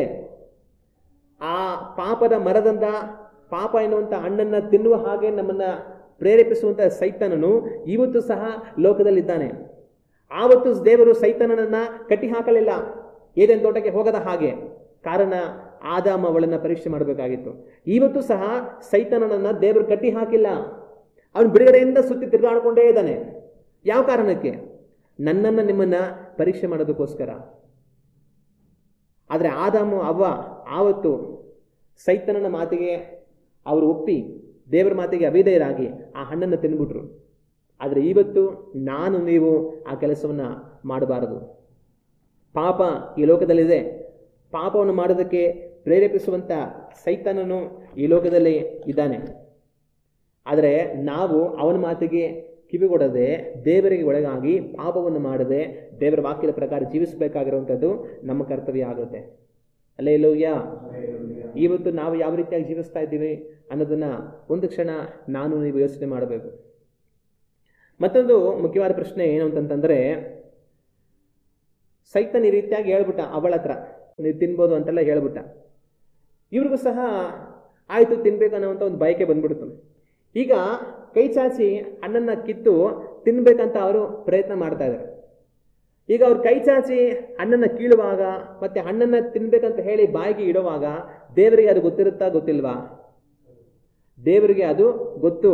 ಅವ್ರ ಕೈ ಚಾಚಿ ಹಣ್ಣನ್ನ ಕೀಳ್ಬೇಕಂತ ಹೇಳಿ ಇರುವಂಥದ್ದು ದೇವರಿಗೆ ಗೊತ್ತು. ಆ ಹಣ್ಣನ್ನು ಕಿತ್ತು ತಿನ್ಬೇಕಂತ ಹೇಳಿ ಬಾಯಿಗೆ ಇಡ್ತಾ ಇರುವಂಥದ್ದು ಸಹ ದೇವರಿಗೆ ಗೊತ್ತು. ಆದರೆ ಆ ಕ್ಷಣನೇ ದೇವರು ಹಠಾತ್ತದ ಪ್ರತ್ಯಕ್ಷ ಆಗಿ ತಿನ್ನಬೇಡಿ ಅಂತ ದೇವರವರನ್ನ ತಡಿಬೋದಾಗಿತ್ತಲ್ವಾ? ಯಾಕೆ ದೇವರು ತಡಿಲಿಲ್ಲ? ಅವ್ರ ಹಣ್ಣನ್ನು ಕೀಳೋದಕ್ಕೆ ಕೈ ಹಾಕೋದು, ಹಣ್ಣನ್ನು ತಿನ್ನುವಂಥದ್ದು ದೇವರಿಗೆ ಗೊತ್ತು. ಆದರೆ ದೇವರು ಅವ್ರ ಮುಂದೆ ಆ ಕ್ಷಣವೇ ಪ್ರತ್ಯಕ್ಷ ಆಗಿ ಯಾಕೆ ಅವ್ರನ್ನ ತಡಿಲಿಲ್ಲ? ಅವ್ರು ತಿಂತಾ ಇರೋದು ದೇವ್ರಿಗೆ ಗೊತ್ತು, ಆದರೆ ದೇವರು ತಡೆಯಲಿಲ್ಲ. ಕಾರಣ ಏನು ಅಂತಂತಂದ್ರೆ ಪೂರ್ಣ ಸ್ವತಂತ್ರ. ಅಂದರೆ ಅವರು ತಮ್ಮ ಸ್ವಂತ ಇಷ್ಟರಿಂದ ಕೈ ಚಾಚಿ ಆ ಹಣ್ಣನ್ನು ಕಿತ್ತು ತಿನ್ಬೇಕಂತ ಹೇಳಿ ತೀರ್ಮಾನ ಮಾಡಿ ಅದನ್ನು ಮಾಡ್ತಾ ಇದ್ದಾಗ ಮಧ್ಯಕ್ಕೆ ದೇವರು ಬಂದು ನೀನು ತಿನ್ಬೇಡ ಅಂತ ತಡೆದ್ರೆ ಅದು ಪರಿಪೂರ್ಣ ಸ್ವತಂತ್ರ ಅಂತ ಅನ್ಸ್ಕೊಳ್ಳೋದಿಲ್ಲ. ಆದರೆ ಪರಿಪೂರ್ಣ ಸ್ವತಂತ್ರ ಅಂದರೆ ಯಾವುದಂತಂದ್ರೆ ಅವ್ರು ಏನು ಮಾಡ್ಬೇಕಂತ ಇಷ್ಟ ಇದೆಯೋ ಅದನ್ನು ಅವರನ್ನ ಮಾಡೋದಕ್ಕೆ ಬಿಡೋದು ಪರಿಪೂರ್ಣ ಸ್ವತಂತ್ರ. ಆಗ ಅವ್ರು ತಿನ್ನೋದು ದೇವ್ರಿಗೆ ಗೊತ್ತು, ಆದರೆ ದೇವರು ತಡೆದಿಲ್ಲ. ಕಾರಣ ಅವರು ತಮ್ಮ ಸ್ವತಂತ್ರವನ್ನು ಉಪಯೋಗಿಸಿ ಏನು ಮಾಡ್ತಾರೆ ಅನ್ನೋದನ್ನ ನೋಡೋದಕ್ಕೆ. ಆಗ ಅವ್ರು ತಿನ್ನುವಾಗ ದೇವರು ಪ್ರತ್ಯಕ್ಷ ಆಗಿ ಅವರನ್ನು ತಡಿಬೇಕು ಅಂತ ಅಲ್ಲ, ಆದರೆ ಅವರು ನಾವು ಈ ಹಣ್ಣನ್ನು ತಿನ್ನೋದಿಲ್ಲ ಅಂತ ತಮ್ಮ ಸ್ವಂತ ಇಷ್ಟರಿಂದ ಹೇಳಿ ಅದನ್ನು ತಿನ್ನದೇ ಇರಬೇಕು. ಆದರೆ ಅವ್ರೇನು ಮಾಡಿದ್ರು? ಆ ಕೆಲಸವನ್ನು ಮಾಡಲಿಲ್ಲ. ಕೈ ಚಾಚಿ ಹಣ್ಣನ್ನು ಕಿತ್ತು ಅವರು ತಿಂದುಬಿಟ್ರು. ಕೇವಲ ಆವತ್ತು ಮಾತ್ರ ಅಲ್ಲ, ಇವತ್ತು ಸಹ ನಾವು ಪಾಪವನ್ನು ಮಾಡುವಾಗ ದೇವರು ತಡೆಯುವುದಿಲ್ಲ. ಆವತ್ತು ಆದಮ ಅವ್ವ ಬೇಡ ಅಂತ ಹೇಳಿದ್ರು ಸಹ ಕೈ ಚಾಚಿ ಆ ಹಣ್ಣನ್ನ ಕಿತ್ಕೊಂಡು ತಿನ್ನೋದಕ್ಕೆ ತಮ್ಮನ್ನು ಒಪ್ಪಿಸಿಕೊಡುವಾಗ ದೇವರಿಗೆ ಅದು ಗೊತ್ತು, ಆದರೆ ದೇವರು ತಡೆದಿಲ್ಲ. ಕಾರಣ ಅವರ ಪೂರ್ಣ ಸ್ವತಂತ್ರದಿಂದ ಅವರು ಏನು ಮಾಡ್ತಾರೆ ಅನ್ನೋದು ಅವರಿಗೆ ಸೇರಿದ್ದು. ಇವತ್ತು ಸಹ ನಾನು ನೀವು ಒಂದು ವೇಳೆ ಪಾಪವನ್ನು ಮಾಡುವಾಗ ದೇವರಿಗೆ ಅದು ಗೊತ್ತಿಲ್ಲ ಅಂತಲ್ಲ, ದೇವರಿಗೆ ಅದು ಗೊತ್ತು, ಆದರೆ ದೇವರು ತಡೆಯೋದಿಲ್ಲ. ಯಾಕೆ ತಡೆಯೋದಿಲ್ಲ? ನಮಗೆ ದೇವರು ಪರಿಪೂರ್ಣ ಸ್ವತಂತ್ರವನ್ನು ಕೊಟ್ಟಿದ್ದಾರೆ. ಆ ಸ್ವತಂತ್ರವನ್ನು ಉಪಯೋಗಿಸಿ ನಾವು ಏನು ಮಾಡ್ತೀವೋ ಅದನ್ನು ನಾವು ಹೊಂದಿಕೊಳ್ತೇವೆ. ದೇವರು ನಮಗೆ ಕೊಟ್ಟಿರುವಂಥ ಸ್ವತಂತ್ರವನ್ನು ಉಪಯೋಗಿಸಿ ಪಾಪದಿಂದ ನಾವು ಮನೆ ತಿರುಗಿ ದೇವರ ವಾಕ್ಯವನ್ನು ಕೈಗೊಂಡು ಪರಿಶುದ್ಧರಾಗಿ ಲೋಕದಲ್ಲಿ ಜೀವಿಸುವುದಕ್ಕೆ ನಾವು ಒಪ್ಪಿಸಿಕೊಟ್ಟರೆ ಅದರ ಫಲವಾಗಿರುವಂಥ ನಿತ್ಯ ಜೀವವನ್ನು ನಾವು ಪಡೆಯುತ್ತೇವೆ. ಆದರೆ ನಾವು ನಮ್ಮ ಹೃದಯಗಳನ್ನ ಕಠಿಣಪಡಿಸಿಕೊಂಡು ದೇವರ ವಾಕ್ಯಕ್ಕೆ ಒಳಗಾಗದೆ ಪಾಪದಲ್ಲೇ ಬದುಕಿದ್ರೆ ಅದರ ಫಲವನ್ನು ನಾವು ಅನುಭವಿಸ್ತೀವಿ. ಆಗ ದೇವರಿಗೆ ಅವ್ರ ಹಣ್ಣನ್ನು ತಿನ್ನೋದು ಗೊತ್ತು, ಆದರೆ ದೇವರವರನ್ನ ತಡೆಯಲಿಲ್ಲ. ಕಾರಣ ಅವರಿಗೆ ಪರಿಪೂರ್ಣ ಸ್ವತಂತ್ರವನ್ನು ಕೊಟ್ಟಿದ್ದಾರೆ. ಇವತ್ತು ನಾನು ನೀವು ಒಂದು ವೇಳೆ ಯಾವ್ದಾರ ಪಾಪವನ್ನು ಮಾಡ್ತೀವಿ ಅಂದಾಗಲೂ ಸಹ ದೇವರು ತಡೆಯುವುದಿಲ್ಲ. ಕಾರಣ ದೇವರು ನಮಗೆ ಸ್ವತಂತ್ರವನ್ನು ಕೊಟ್ಟಿದ್ದಾರೆ. ನಾವು ಏನು ಮಾಡ್ತೀವೋ ಅದರ ಫಲವನ್ನು ನಾವು ಅನುಭವಿಸ್ತೀವಿ. ಆದರೆ ಆವತ್ತು ಅವರು ಹಣ್ಣನ್ನು ತಿನ್ನೋದಕ್ಕೆ ಒಪ್ಪಿಸಿಕೊಟ್ರು. ಆದರೆ ಇವತ್ತು ನಾವು ಆ ರೀತಿಯಾಗಿ ಪಾಪವನ್ನು ಮಾಡೋದಕ್ಕೆ ಒಪ್ಪಿಸಿಕೊಡೋದು ಬೇಡ. ದೇವರಿಗೆ ಭಯಪಟ್ಟು ದೇವರ ವಾಕ್ಯವನ್ನು ಕೈಗೊಂಡು ಜೀವಿಸುವುದಕ್ಕೆ ನಮ್ಮನ್ನು ಒಪ್ಪಿಸಿಕೊಟ್ಟು ನಿತ್ಯ ಜೀವವನ್ನು ನಾವು ಪಡೆದುಕೊಳ್ಳೋಣ. ಹಲ್ಲೆಲೂಯ. ಆದರೆ ಈ ಒಂದು ಘಟನೆಯಲ್ಲಿ ನಾವು ಗಮನಿಸಬೇಕಾಗಿರುವ ಒಂದು ಮುಖ್ಯವಾದ ವಿಷಯ ಏನು ಅಂತಂದರೆ, ಸೈತಾನು ಆ ಮರನ ಹತ್ಬಿಟ್ಟು ಒಂದು ಹಣ್ಣ ಕಿತ್ಕೊಂಡ್ಬಿಟ್ಟು ಇವ್ರ ಮನೇಲಿದ್ದಾಗ ಅವನೇ ಬಂದ್ಬಿಟ್ಟು ಹಣ್ಣ ಈ ಕೈಲಿ ಹಿಡ್ಕೊಂಡು ಏಯ್ ಹಣ್ಣು ತಿಂತಾರೆ ಅಲ್ವಾ ಈಗ ಅಂತ ಅಂದ್ಬಿಟ್ಟು ಅವ್ರಿಗೆ ಭಯ ಹುಟ್ಟಿಸ್ಲಿಲ್ಲ. ಹಣ್ಣು ತಿಂದಿಲ್ಲ ಅಂದರೆ ಏನು ಮಾಡ್ತೀನಿ ನೋಡ್ಕೊಳ್ಳಿ ಈಗ ಅಂತ ಅವನೇನು ಬಂದು ಭಯ ಹುಟ್ಟಿಸ್ಲಿಲ್ಲ. ನಮ್ಮ ಕೆಲವು ತಾಯಿದ್ರು ಈ ಥರ ಕೆಲಸ ಮಾಡ್ತಾ ಇರ್ತಾರೆ. ಮಗು ಚಿಕ್ಕ ಮಗು ಇದ್ದಾಗ ಊಟ ಮಾಡಿದ್ರೆ ಅಳುತ್ತೆ ಅಂತ, ಏಯ್ ತಿಂತೀಯ ಇಲ್ಲ ಇವಾಗ ಒಗಾಯ ಬಂದ್ಬಿಡ್ತಾನೆ ನೋಡು, ಹಿಡ್ಕೊಂಡು ಹೋಗ್ಬಿಡ್ತಾನೆ ನೋಡು, ತಿಂದ್ಬಿಟ್ರೆ ಸರಿ ಇವಾಗ ಅಂತ ಭಯ ಇಕ್ಸ್ತಾ ಇರ್ತಾರೆ. ಮತ್ತು ಕೆಲವೊಂದು ಸರಿ ತಿನ್ನಲ್ಲ ಅಂದರೂ ಬಾಯಿಗೆ ಹಾಕಿ ತುರುಕ್ಬಿಟ್ಟು ನೀರು ಉಯ್ತಾ ಇರ್ತಾರೆ, ಒಳಗಡೆ ಹೋಗ್ಲಿ ಅಂತ ಅಂದ್ಬಿಟ್ಟು. ಅದೇ ಥರ ಸೈತಾನು ಏಯ್ ಹಣ್ಣು ತಿಂತಾರಲ್ಲ ಇವಾಗ ನೋಡ್ದ ಏನು ಮಾಡ್ತೀನಿ ಅಂತ ಅಣ್ಣೆ ಅವನೇ ಕಿತ್ಕೊಂಡ್ಬಂದ್ಬಿಟ್ಟು ಅವ್ರಿಗೆ ಭಯ ಇಕ್ಸಿಲ್ಲ. ಇಲ್ಲ ಅಂದರೆ ಹಣ್ಣನ್ನು ತಂದು ಬಾಯಲ್ಲಿ ತುರುಕ್ಬಿಟ್ಟು ನುಂಗಿ ನುಂಗಿ ನುಂಗಿ ಅಂತ ನುಂಗಿಸಿಲ್ಲ. ಇನ್ನೊಂದು ಕಡೆ ಅವ್ರ ಹಣ್ಣನ್ನು ತಿನ್ನುವಾಗ ದೇವರು ತಡೆಯಲು ಇಲ್ಲ. ನಾವೊಂದು ವಿಷಯ ಸ್ಪಷ್ಟವಾಗಿ ಅರ್ಥ ಮಾಡ್ಕೊಳ್ಬೇಕು. ಏನಂತಂದ್ರೆ ಅವರು ಹಣ್ಣನ್ನು ತಿನ್ಬೇಕಂತ ಹೇಳಿ ಸೈತಾನ್ಯ ಹಣ್ಣು ಕಿತ್ಕೊಂಡ್ಬಂದು ಅವ್ರ ಬಾಯಿಗೆ ತುರುಕಲಿಲ್ಲ. ಇನ್ನೊಂದು ಕಡೆ ಅವರು ತಮ್ಮ ಸ್ವಂತ ಇಷ್ಟರಿಂದ ಹಣ್ಣನ್ನು ತಿನ್ಬೇಕಂತ ಹೇಳಿ ಕಿತ್ಕೊಂಡು ತಿನ್ನೋದಕ್ಕೆ ಹೋಗ್ತಾ ಇದ್ದಾಗಲೂ ದೇವರು ತಡೆಯಲಿಲ್ಲ. ಅವಾಗ ಇದೇ ಥರನೇ ಇವತ್ತು ಏನಾಗುತ್ತೆ ಅಂತಂದರೆ, ನೀವು ಸುಮ್ಮನೆ ಮನೇಲಿ ಮಲ್ಕೊಂಡಿದ್ರು ಸಹ ಸೈತಾನು ಒಂದು ಗುಂಡಾಕ ಬಾಟ್ಲಿ ತಗೊಂಬಂದ್ಬಿಟ್ಟು ದಡ ಅಂತ ನಿಮ್ಮ ಮನೆ ಬಾಟ್ಲು ಹೊಡೆದಾಕ್ಬಿಟ್ಟು ನಿಮ್ಮ ಮನೆ ಒಳಗಡೆ ಬಂದು ನಿಮ್ಮ ಕತ್ ಮೇಲೆ ಕೂತ್ಕೊಂಡು ಕುಡಿಯ ಅಂತ ಬಾಯಿಗೆ ಬಾಟ್ಲಿ ಬಿಟ್ಟು ಕುಡಿಸಲ್ಲ. ಅದೇ ಥರ ನೀವು ನಾನು ಕುಡಿಬೇಕು ಅನ್ನೋದ ಕೆಟ್ಟ ಉದ್ದೇಶದಿಂದ ಹೋಗಿ ಎಲ್ಲೋ ಬಾಟ್ಲ್ ತಗೊಂಡು ಕುಡಿತಾ ಇದ್ರು, ದೇವರು ತಡೆಯೋದು ಇಲ್ಲ. ಸೈತಾನ್ ಬಂದು ನಿಮ್ಮ ಮನೆಗೆ ಮಲ್ಕೊಂಡಿದ್ದ ರೂಮಲ್ಲಿ ಬಾಗ್ಲು ಹೊಡೆದಾಕ್ಬಿಟ್ಟು ಒಳಗಡೆ ಬಂದು ಕುಡಿದೇ ಇದ್ವಾ ಅಂತ ಬಾಯಿಗಿಟ್ಟು ಕುಡಿಸೋಕ್ಕೂ ಹೋಗಲ್ಲ. ನೀವು ಎಲ್ಲೋ ಹೋಗಿ ತಗೊಂಡು ಕುಡಿತಾ ಇದ್ರೆ ದೇವರು ತಡೆಯೋದು ಇಲ್ಲ. ಇದರಿಂದ ನಾವೇನು ಅರ್ಥ ಮಾಡ್ಕೊಳ್ಬೇಕು? ಸೈತಾನ್ ಅವರಿಗೆ ಬಲವಂತವಾಗಿ ಹಣ್ಣು ತಿನ್ನಿಸ್ಲಿಲ್ಲ, ಅವ್ರು ತಿನ್ನೋವಾಗ ದೇವರು ತಡೆಯಲೂ ಇಲ್ಲ. ಆದರೆ ಇಬ್ಬರು ಒಂದು ಕೆಲಸ ಮಾಡಿದ್ರು, ಏನಂದ್ರೆ ದೇವರು ನೀವು ಹಣ್ಣು ತಿನ್ನಬಾರ್ದು ಅಂತ ಹೇಳಿದ್ರು, ದೇವ್ರು ಮಾಡಿದ ಕೆಲಸ ಅಷ್ಟೇ. ಸೈತಾನ್ ಇನ್ನೊಂದು ಕೆಲಸ ಮಾಡಿದ, ಏನು, ನೀವು ಹಣ್ಣು ತಿನ್ನಿ ಅಂತ ಹೇಳ್ದ. ಆಗ ಇಬ್ಬರ ಕಡೆಯಿಂದಲೂ ಮಾತು ಬಂತು, ಅದ್ರ ಕ್ರಿಯೆ ಯಾರಿಂದ ಬಂತು? ಆದಾಮ ಅವರಿಂದ ಬಂತು. ಅಂದರೆ ಮನುಷ್ಯನಿಗೆ ಪರಿಪೂರ್ಣ ಸ್ವತಂತ್ರ ಇದೆ. ಸೈತಾನು ನೀನು ಪಾಪವನ್ನು ಮಾಡಲೇಬೇಕು ಅಂತ ಬಂದು ಪಾಪವನ್ನು ತುರ್ಕಲ್ಲ. ನೀನು ಪಾಪವನ್ನ ಮಾಡ್ತಾ ಇದ್ರು ದೇವರು ಅದನ್ನು ಮಾಡಬೇಡ ಅಂತ ತಡೆಯೋದು ಇಲ್ಲ. ಆದರೆ ಸೈತಾನ ಏನು ಮಾಡ್ತಾನೆ? ಪಾಪವನ್ನು ಮಾಡೋ ಹಾಗೆ ಪ್ರೇರೇಪಣೆ ಕೊಡ್ತಾನೆ. ನೀನು ತಿನ್ನು, ನೀನು ಕುಡಿ, ನೀನು ವ್ಯಭಿಚಾರ ಮಾಡು, ನೀನು ಕಳ್ತನ ಮಾಡು, ನೀನು ಸುಳ್ಳು ಹೇಳು, ಮೋಸ ಮಾಡು, ಅನ್ಯಾಯ ಮಾಡು, ಇನ್ನೊಬ್ಬರಿಗೆ ಕೆಟ್ಟದಾಗ್ಲಿ ಕೇಡಾಗಲಿ ಕುಯುಕ್ತಿಗಳು ಮಾಡು, ಕುತಂತ್ರಗಳು ಮಾಡು, ಅವ್ರು ಹಾಳಾಗೋಗ್ಲಿ, ಎಲ್ಲ ಥರ ಕೆಟ್ಟ ಕಾರ್ಯಗಳನ್ನ ಪ್ರೇರೇಪಿಸ್ತಾನೆ. ಅದೇ ಸಮಯದಲ್ಲಿ ದೇವರು ಸಹ, ಮಗನೇ, ನನ್ನ ಮಗಳೇ, ಪಾಪವನ್ನು ಮಾಡಬೇಡ, ನಿನ್ನ ಪಾಪದಿಂದ ಮನೆ ತಿರುಗು, ನೀತಿವಂತನಾಗಿ ಬದುಕು, ಪರಿಶುದ್ಧನಾಗಿ ಬದುಕು, ನನ್ನ ಚಿತ್ತರಂತೆ ಬಾಳು ಅಂತ ದೇವರು ಪ್ರೇರೇಪಣೆ ಮಾಡ್ತಾರೆ. ಆದರೆ ಈ ಎರಡರ ಮಧ್ಯದಲ್ಲಿ ಮನುಷ್ಯ ಏನು ಮಾಡ್ತಾನೆ? ಅದರ ಫಲವನ್ನು ಅವರು ಅನುಭವಿಸ್ತಾನೆ. ಆದಾಮ ಅವ್ವ ಇಬ್ಬರು ಮಾತನ್ನು ಕೇಳಿಸ್ಕೊಂಡ್ರು. ದೇವರು ಹೇಳಿದ ಮಾತು ಇತ್ತು, ಸೈತಾನ್ ಹೇಳಿದ ಮಾತು ಬಂತು. ಆದರೆ ಇದೆರಡರ ಮಧ್ಯದಲ್ಲಿ ಅವರು ಏನು ಬೇಕೋ ತೀರ್ಮಾನ ಮಾಡಿದ್ರು. ಏನು ತೀರ್ಮಾನ ಮಾಡಿದ್ರು? ನಾವು ತಿಂತೀವಿ ಅಂತ ತೀರ್ಮಾನ ಮಾಡಿದ್ರು. ಆದರೆ ಸೈತಾನಿಯ ಅಣ್ಣನ ತಂದು ಬಾಯಿ ಒಳಗಡೆ ಆಗ್ಬಿಡ್ಲಿಲ್ಲ, ಅಥವಾ ಅವರು ಅದನ್ನು ಮಾಡುವಾಗಲೂ ದೇವರು ತಡೆಯಲೂ ಇಲ್ಲ. ಇದೇ ಥರನೇ ಇವತ್ತು ಸೈತಾನು ನಮ್ಮನ್ನ ಪಾಪಕ್ಕೆ ಅವನೇ ಕರ್ಕೊಂಡು ಹೋಗಿ ನನ್ನ ಬಾಯಲ್ಲಿ ಪಾಪವನ್ನು ತುರ್ಕೋದಿಲ್ಲ. ನಾವೇನೋ ಮಾಡುವಾಗ ದೇವರು ತಡೆಯೋದಿಲ್ಲ. ನಮಗೆ ಸ್ವತಂತ್ರ ಇದೆ, ಯಾವುದನ್ನು ಆರಿಸ್ಕೊಳ್ಬೇಕು ಅನ್ನೋವಂಥ ಒಂದು ಸ್ವತಂತ್ರ ನಮಗಿದೆ. ಆದರೆ ನಾವೇನನ್ನು ಆರಿಸ್ಕೊಳ್ತೀವಿ ಅದು ನಮಗೆ ಬಿಟ್ಟಿರುವಂಥ ವಿಚಾರ. ಇವತ್ತು ನಮ್ಮ ಬಗ್ಗೆ ನಾವು ಯೋಚನೆ ಮಾಡಬೇಕು. ನಾವೇನನ್ನು ಆರಿಸ್ಕೊಂಡು ಬದುಕ್ತಾ ಇದ್ದೀವಿ? ಸೈತಾನನ ಪ್ರೇರೇಪಣೆಗೆ ಒಳಗಾಗಿ ಪಾಪವನ್ನು ಮಾಡಿ ನಾವು ಬದುಕ್ತಾ ಇದ್ದೇವಾ? ಇಲ್ಲ ದೇವರ ಪ್ರೇರೇಪಣೆಗೆ ಒಳಗಾಗಿ ಪಾಪದಿಂದ ನಾವು ಮನ ತಿರುಗಿ ದೇವರ ವಾಕ್ಯವನ್ನು ಕೈಗೊಂಡು ಪರಿಶುದ್ಧರಾಗಿ ಜೀವಿಸೋದಕ್ಕೆ ನಾವು ರೂಪಿಸ್ಕೊಡ್ತಾ ಇದ್ದೀವಾ? ನಾವು ಯೋಚನೆ ಮಾಡಬೇಕು. ನಾವೇನನ್ನು ಆರಿಸ್ಕೊಳ್ತೀವೋ ಅದರ ಫಲವನ್ನು ನಾವು ಅನುಭವಿಸ್ತೀವಿ. ನಾವು ದೇವರ ವಾಕ್ಯವನ್ನು ನೋಡುವಾಗ ಆದಿಕಾಂಡ ಪುಸ್ತಕ 3ನೇ ಅಧ್ಯಾಯ 8ನೇ ವಾಕ್ಯದಲ್ಲಿ ಈ ರೀತಿಯಾಗಿದೆ.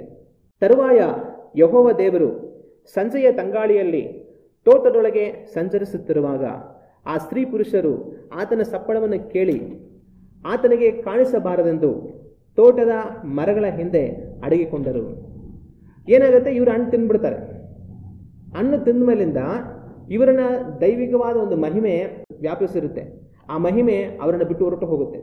ತಾವು ಬೆತ್ತಲಾಗಿದ್ದೀವಿ ಅನ್ನೋಂಥ ವಿಷಯ ಗೊತ್ತಾಗಿ ಅವರ ಅಂಜೂರದ ಮರದ ಎಲೆಗಳನ್ನು ಒಲಿದುಕೊಂಡು ಕುಟ್ಕೊಳ್ತಾರೆ.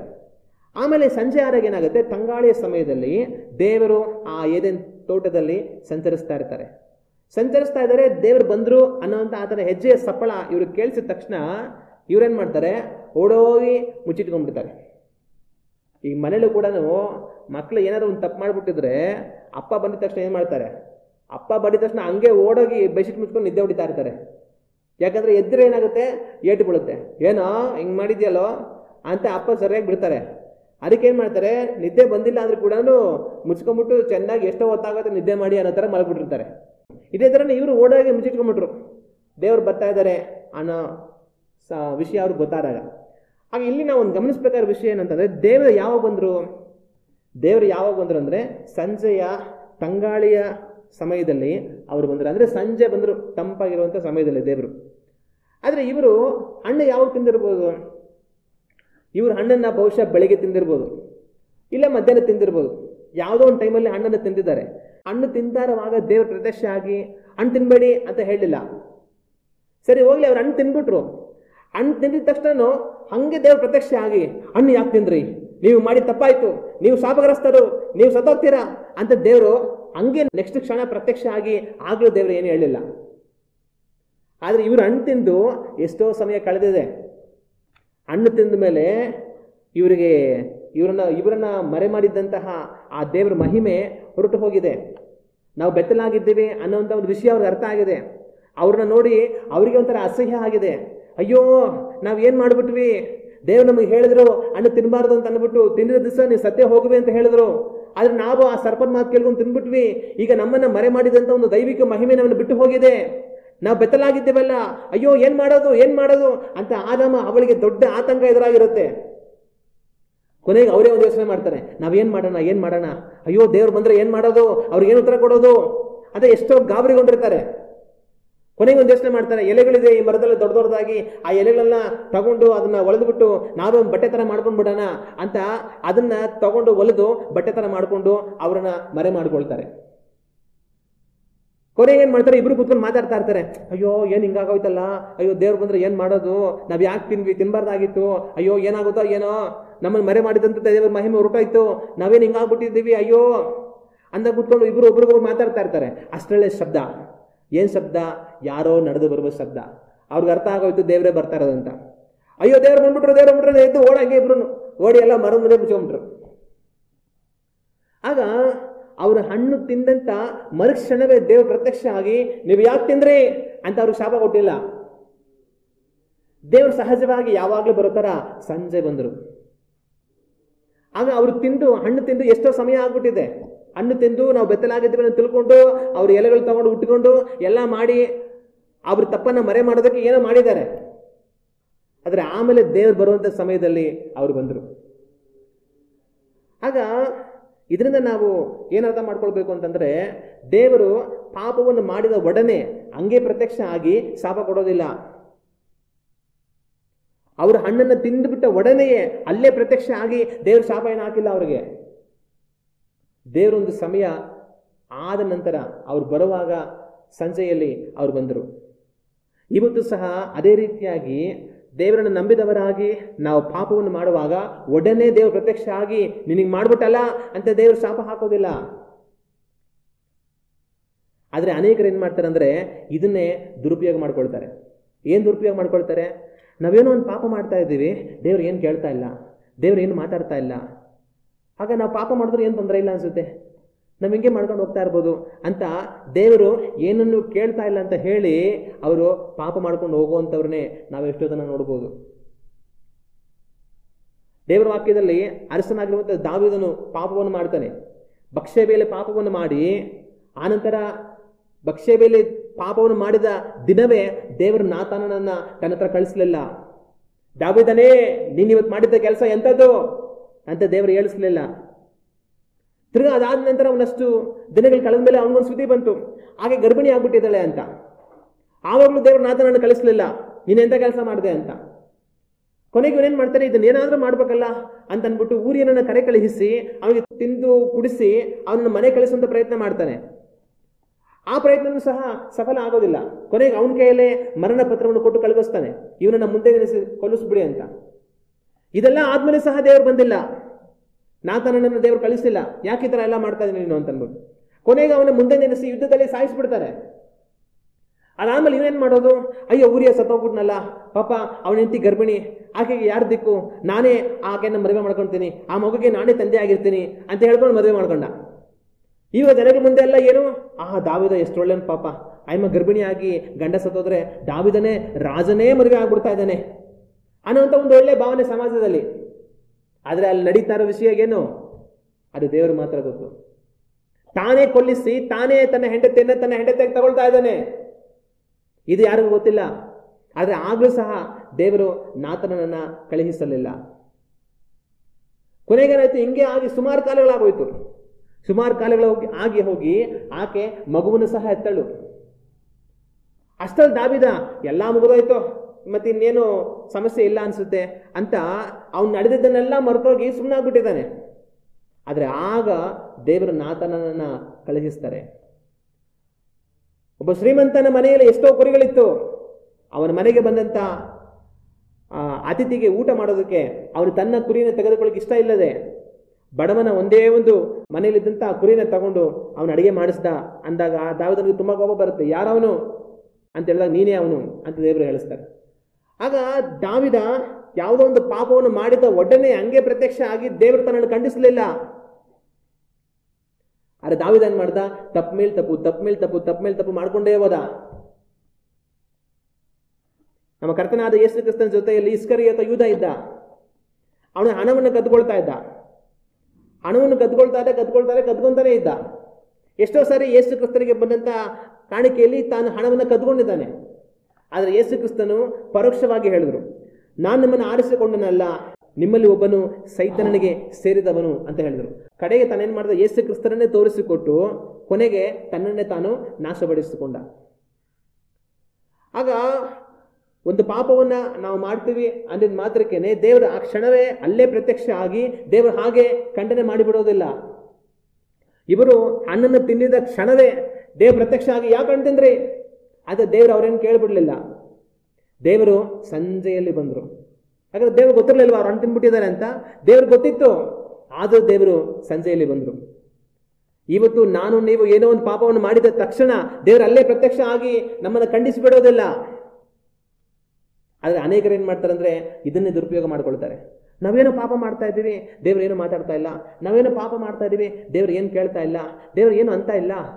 ನಮಗೆ ಯಾವುದೇ ರೋಗ ಬರ್ತಾ ಇಲ್ಲ, ನಮಗೆ ಯಾವುದೇ ನಾಶನ ಬರ್ತಾ ಇಲ್ಲ, ನಮಗೆ ಯಾವುದೇ ವಿಪತ್ತು ಬರ್ತಾ ಇಲ್ಲ, ನಮಗಿರೋದೆಲ್ಲ ಹಂಗೆ ಇದೆ, ನಾವೇನೋ ಚೆನ್ನಾಗಿ ಆಗ್ತಾ ಇದ್ದೀವಿ, ದೇವ್ರು ಏನು ಕೇಳಲ್ಲ ಅನ್ಸುತ್ತೆ ಅಂತ ಅನ್ಕೊಂಡು ಪಾಪದಲ್ಲಿ ಇನ್ನೂ ಮುಂದುವರೆದು ಅವರು ಹೊರಟು ಹೋಗ್ತಾರೆ.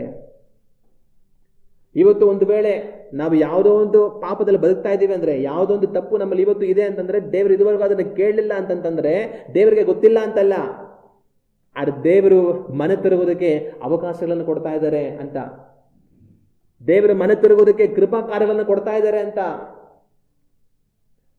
ಅರೆ ದಾವಿದ ಮಾಡದೆಲ್ಲ ಮಾಡ್ದ. ದೇವರು ಒಂದು ದಿವಸ ನಾತಾನನನ್ನು ಕಳುಹಿಸಿದ್ರು.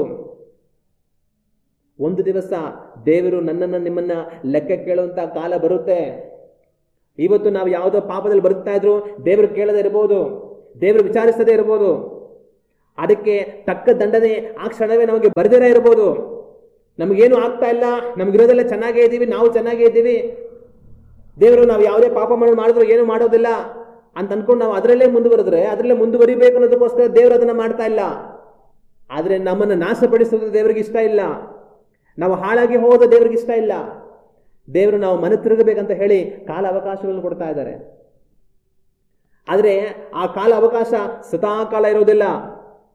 ಒಂದು ದಿವಸ ದೇವರು ಬರ್ತಾರೆ, ಒಂದು ದಿವಸ ದೇವರ ಲೆಕ್ಕ ಕೇಳ್ತಾರೆ. ಆದ್ರೆ ಒಂದು ವೇಳೆ ನಮ್ಮಲ್ಲಿ ಏನೋ ಒಂದು ಪಾಪವಿದ್ರು, ಏನೋ ಒಂದು ತಪ್ಪಿದ್ರು, ದೇವರು ಬಂದು ನಮ್ಮನ್ನ ಲೆಕ್ಕ ಕೇಳೋದಕ್ಕಿಂತ ಮುಂಚೆ ನಮ್ಮನ್ನು ನಾವೇ ವಿಚಾರಿಸಿಕೊಂಡು ನಮ್ಮನ್ನು ತಗ್ಗಿಸಿಕೊಂಡು, ದೇವರೇ ನನ್ನ ಪಾಪವನ್ನು ಮಾಡದೆ ಕ್ಷಮಿಸು, ನಾನು ಪರಿಶುದ್ಧನಾಗಿ ಜೀವಿಸೋದಕ್ಕೆ ಬಲ ಕೊಡು, ನೀತಿವಂತನಾಗಿ ನಡೆಯೋದಕ್ಕೆ ಸಹಾಯ ಮಾಡು, ದೇವರೇ ಕೃಪೆ ತೋರಿಸು, ಕರುಣೆ ತೋರಿಸು ಅಂತ ನಮ್ಮನ್ನು ಒಪ್ಪಿಸಿಕೊಟ್ರೆ ನಮಗೆ ಒಳ್ಳೆಯದು. ಆದ್ರೆ ದೇವರ ಲೆಕ್ಕವನ್ನ ಕೇಳೋದಕ್ಕೆ ಬಂದ ನಂತರ ಆಮೇಲೆ ಏನ್ ಮಾಡಿದ್ರು ಪ್ರಯೋಜನ ಇಲ್ಲ. ಆಗ ನಾವು ಮನ ತಿರುಗುತ್ತೇವಾ? ಇಲ್ಲವಾದರೆ ನಮ್ಮ ಹೃದಯಗಳನ್ನ ಖಂಡಿತಪಡಿಸಿಕೊಂಡು ದೇವರು ಏನು ಮಾಡಲ್ಲ ಬಿಡು ಅಂತ ಅನ್ಕೊಂಡು ಹೊರಟು ಹೋಗ್ತೀವಾ? ಅದು ನಮಗೆ ಬಿಟ್ಟಿದ್ದು.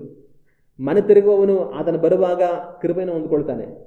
ಆದರೆ ಮನ ತಿರುಗದೆ ದೇವರು ಏನು ಕೇಳಲ್ಲ ಬಿಡು, ಏನು ಮಾಡಿದ್ರು ಏನಾಗಲ್ಲ ಅಂತ ಪಾಪದಲ್ಲೇ ಬರುತ್ತಾ ಮುಂದುವರೆದು ಹೋದ್ರೆ ದೇವರು ಬರುವಾಗ ಲೆಕ್ಕ ಕೊಡಬೇಕಾಗುತ್ತೆ. ಅದರಿಂದ ನಮ್ಮನ್ನು ನಾವೇ ಈ ದಿವಸದಲ್ಲಿ ಯೋಚನೆ ಮಾಡ್ಕೊಂಡು ನೋಡೋಣ. ಆದರೆ ದೇವರು ಅವರ ಹಣ್ಣನ್ನು ತಿಂದ ಒಡ್ಡನೆಗೆ ಬರಲಿಲ್ಲ, ಅವರನ್ನು ಖಂಡಿಸೋದಕ್ಕೆ ಹೋಗಲಿಲ್ಲ.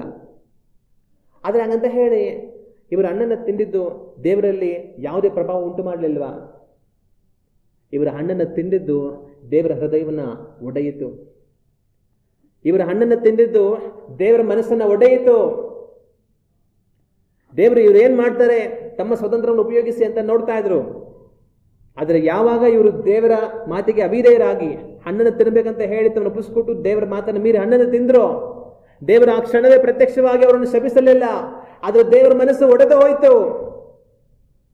ಮನುಷ್ಯನೇ ನನ್ನ ಮಾತನ್ನು ಮೀರಿ ಹೋದೇ ಅಲ್ಲ, ಮನುಷ್ಯನೇ ನನಗೆ ಅವಿಧೇಯನಾದೇ ಅಲ್ಲ, ಪಾಪಕ್ಕೆ ನನ್ನನ್ನು ಒಪ್ಪಿಸಿಕೊಟ್ಟೇ ಇಲ್ಲ, ಶಾಪವನ್ನು ತಂದುಕೊಂಡೇ ಇಲ್ಲ, ಮರಣವನ್ನು ತಂದುಕೊಂಡೇ ಇಲ್ಲ, ಅಯ್ಯೋ ಮನುಷ್ಯನೇ ಅಂತ ಅವ್ರ ಮನಸ್ಸು ಒಡೆದು ಹೋಯಿತು. ಇವತ್ತು ಸಹ ನಾನು ನೀವು ಒಂದು ವೇಳೆ ಯಾವುದೊಂದು ಪಾಪವನ್ನು ಮಾಡುವಾಗ ದೇವರು ಒಡನೆ ಬಂದು ನಮಗೆ ಶಾಪವನ್ನು ಕೊಡದೇ ಇರಬಹುದು, ಒಡನೆ ನಮಗೆ ಯಾವುದೋ ಒಂದು ರೋಗ ಬರದೇ ಇರಬಹುದು, ಒಡನೆ ನಮ್ಮ ಕೈ ಬಿದ್ದೋಗದೇ ಇರಬಹುದು. ಆದರೆ ದೇವರ ಮನಸ್ಸು ಒಡೆದು ಹೋಗುತ್ತೆ. ಒಂದೊಂದು ಸಾರಿ ನಾವು ಪಾಪವನ್ನು ಮಾಡುವಾಗಲೂ ಯೇಸು ಕ್ರಿಸ್ತನ ಕೈಗಳಿಗೆ ಒಂದೊಂದು ಮೊಳೆಯನ್ನು ಹೊಡಿತಾ ಇರ್ತೇವೆ. ಒಂದೊಂದು ಸಾರಿ ನಾವು ಪಾಪವನ್ನು ಮಾಡುವಾಗಲೂ ಆತನ ಕೊರಡೆಗಳಿಂದ ನಾವು ಹೊಡಿತಾ ಇರ್ತೇವೆ. ಒಂದೊಂದು ಸಾರಿ ನಾವು ಪಾಪವನ್ನು ಮಾಡುವಾಗಲೂ ಆತನ ತಲೆಯಲ್ಲಿ ಮುಳ್ಕಿರೀಟವನ್ನು ಮತ್ತೆ ಮತ್ತೆ ಇಡ್ತಾ ಇರ್ತೇವೆ. ಒಂದೊಂದು ಸಾರಿ ನಾವು ಪಾಪವನ್ನು ಮಾಡುವಾಗಲೂ ತನ್ನನ್ನು ಸಿಲುಬೆಗೆ ನಾವು ತೂಗು ಹಾಕ್ತಾ ಇರ್ತೇವೆ. ದೇವರು ಇವರು ಮಾಡಿದಂತಹ ಪಾಪವನ್ನು ನೋಡಿ ಮನ ಒಡೆದವರುಗಳಾದರು. ಇವತ್ತು ನಾನು ನೀವು ಏನು ಮಾಡ್ತಾ ಇದ್ದೀವಿ ಅನ್ನೋದನ್ನ ಯೋಚನೆ ಮಾಡಿ ನೋಡಬೇಕು. ನಾವು ನಾಶವಾಗಿ ಹೋಗೋದ್ರಲ್ಲಿ ದೇವರಿಗೆ ಇಷ್ಟವಿಲ್ಲ. ಅದಕ್ಕೋಸ್ಕರವಾಗಿಯೇ ದೇವರು ನಮ್ಮ ಸ್ಥಾನದಲ್ಲಿ ತನ್ನ ಒಬ್ಬನೇ ಕುಮಾರನನ್ನು ಕಳುಹಿಸಿಕೊಟ್ಟು ಸಿಲುಬೆಯಲ್ಲಿ ಆತ ರಕ್ತವನ್ನು ಸುರಿಸುವುದಕ್ಕಾಗಿ ತನ್ನ ಒಪ್ಪಿಸಿಕೊಟ್ಟು ಮರಣವನ್ನು ಹೊಂದುವುದಕ್ಕಾಗಿ ತನ್ನ ಒಪ್ಪಿಸಿಕೊಟ್ಟು ನಮಗಾಗಿ ಸಿಲುಬೆಯಲ್ಲಿ ತನ್ನನ್ನು ಮರಣಕ್ಕೆ ಅರ್ಪಿಸಿದರು. ಮತ್ತೆ 3ನೇ ದಿನದಲ್ಲಿ ತನ್ನನ್ನು ಜೀವಂತವಾಗಿ ಇಬ್ಬರಿಸಿ ಹೀಗೆ ತನ್ನ ಬಲಗಡೆಯಲ್ಲಿ ದೇವರ ಆಸೀನನಾಗಿ ಮಾಡಿಕೊಂಡಿದ್ದಾರೆ. ನಾವು ನಾಶವಾಗಿ ಹೋಗಬೇಕೆನ್ನೋದು ದೇವರಿಗೆ ಇಷ್ಟ ಇಲ್ಲ. ಅದಕ್ಕೋಸ್ಕರವಾಗಿಯೇ ತನ್ನ ಕುಮಾರನ ಮುಖಾಂತರವಾಗಿ ದೇವರು ನಮಗೆ ರಕ್ಷಣೆಯನ್ನ ಏರ್ಪಡಿಸಿಕೊಟ್ಟಿದ್ದಾರೆ. ಇವತ್ತು ನಾವು ಆ ರಕ್ಷಣೆಯನ್ನು ಸ್ವೀಕರಿಸಿ ದೇವರು ನಮಗೆ ಕೊಟ್ಟಿರುವಂಥ ಅವಕಾಶವನ್ನು ಸ್ವೀಕರಿಸಿ ಮನೆ ತಿರುಗಿ ದೇವರಿಗೆ ನಮ್ಮನ್ನು ಒಪ್ಪಿಸಿಕೊಟ್ಟು ನಾವು ದೇವರ ಆಜ್ಞೆಗಳನ್ನು ಕೈಗೊಂಡು ಜೀವಿಸುವುದಕ್ಕೆ ತಿರುಗಿ ಒಂದು ಅವಕಾಶವನ್ನು ದೇವರು ನಮಗೆ ಕೊಟ್ಟಿದ್ದಾರೆ. ಆ ಅವಕಾಶ ಉಪಯೋಗಿಸಿಕೊಂಡು ನಾನು ನೀವು ದೇವರ ವಾಕ್ಯದಿಂದ ಜೀವಿಸಿ ದೇವರ ರಾಜ್ಯವನ್ನು ಪ್ರವೇಶಿಸಿ ಯೇಸು ಕ್ರಿಸ್ತನ ಮುಖಾಂತರ ನಿತ್ಯ ಜೀವನ ಹೊಂದಿದವರುಗಳಾಗಿ ನಾವು ಜೀವಿಸುವವರಾಗಿರಬೇಕು. ಹಲ್ಲೆಲೂಯಾ. ಆತನನ್ನು ನಂಬುವಂಥ ಒಬ್ಬನಾದರೂ ನಾಶನವನ್ನು ಹೊಂದದೆ ಎಲ್ಲರೂ ನಿತ್ಯ ಜೀವನ ಹೊಂದಬೇಕೆನ್ನುವುದಕ್ಕಾಗಿ ಆತನನ್ನು ಕೊಟ್ಟನು ಎಂಬುದಾಗಿ ಯೇಸು ಕ್ರಿಸ್ತನು ಹೇಳಿದರು. ದೇವರು ತನ್ನ ಕುಮಾರನನ್ನು ನಮಗಾಗಿ ಕೊಟ್ಟದ ಕಾರಣ ಏನು? ಆತನನ್ನು ನಾವು ನಂಬುವುದರ ಮುಖಾಂತರ ನಾವೆಲ್ಲರೂ ನಿತ್ಯ ಜೀವವನ್ನು ಪಡೆದುಕೊಳ್ಳಬೇಕು ಎನ್ನುವುದಕ್ಕಾಗಿ. ಹಲ್ಲೆಲೂಯಾ. ಆಗ ದೇವರು ಆತನ ಮುಖಾಂತರವಾಗಿ ನಮಗೆ ರಕ್ಷಣೆಯನ್ನು ಏರ್ಪಡಿಸಿಕೊಟ್ಟಿದ್ದಾರೆ. ಆ ರಕ್ಷಣೆಯಲ್ಲಿ ನಮ್ಮನ್ನು ನಾವು ದೇವರಿಗೆ ಒಪ್ಪಿಸಿಕೊಟ್ಟು ಜೀವಿಸಿ ನಿತ್ಯ ಜೀವನ ಪಡೆದುಕೊಳ್ಳೋದರಲ್ಲಿ ನಾವು ಗಮನವಾಗಿರಬೇಕು. ಹಲ್ಲೆಲೂಯಾ. ಆವತ್ತು ನಾನು ಆದಾಮನ ಸ್ಥಾನದಲ್ಲಿ ಇದ್ದಿದ್ದರೆ ನಾನು ಹಣ್ಣು ತಿಂತಾ ಇರಲಿಲ್ಲ ಅಂತ ಹೇಳೋದ್ರಿಂದ ಏನು ಪ್ರಯೋಜನ ಇಲ್ಲ. ಇವತ್ತು ಪಾಪವನ್ನು ಮಾಡಿದರೆ ಬದುಕಬೇಕು. ಆವತ್ತು ಆದಾಮನ ಮಾಡಿದ ಅದೇ ತಪ್ಪನ್ನು ನಾವು ಇವತ್ತು ಮಾಡಿದರೆ ಬದುಕಿದ್ರೆ ಅದೇ ಸಾಕು. ಅದು ನಮಗೆ ನಿತ್ಯ ಜೀವನ ಕೊಡುತ್ತೆ.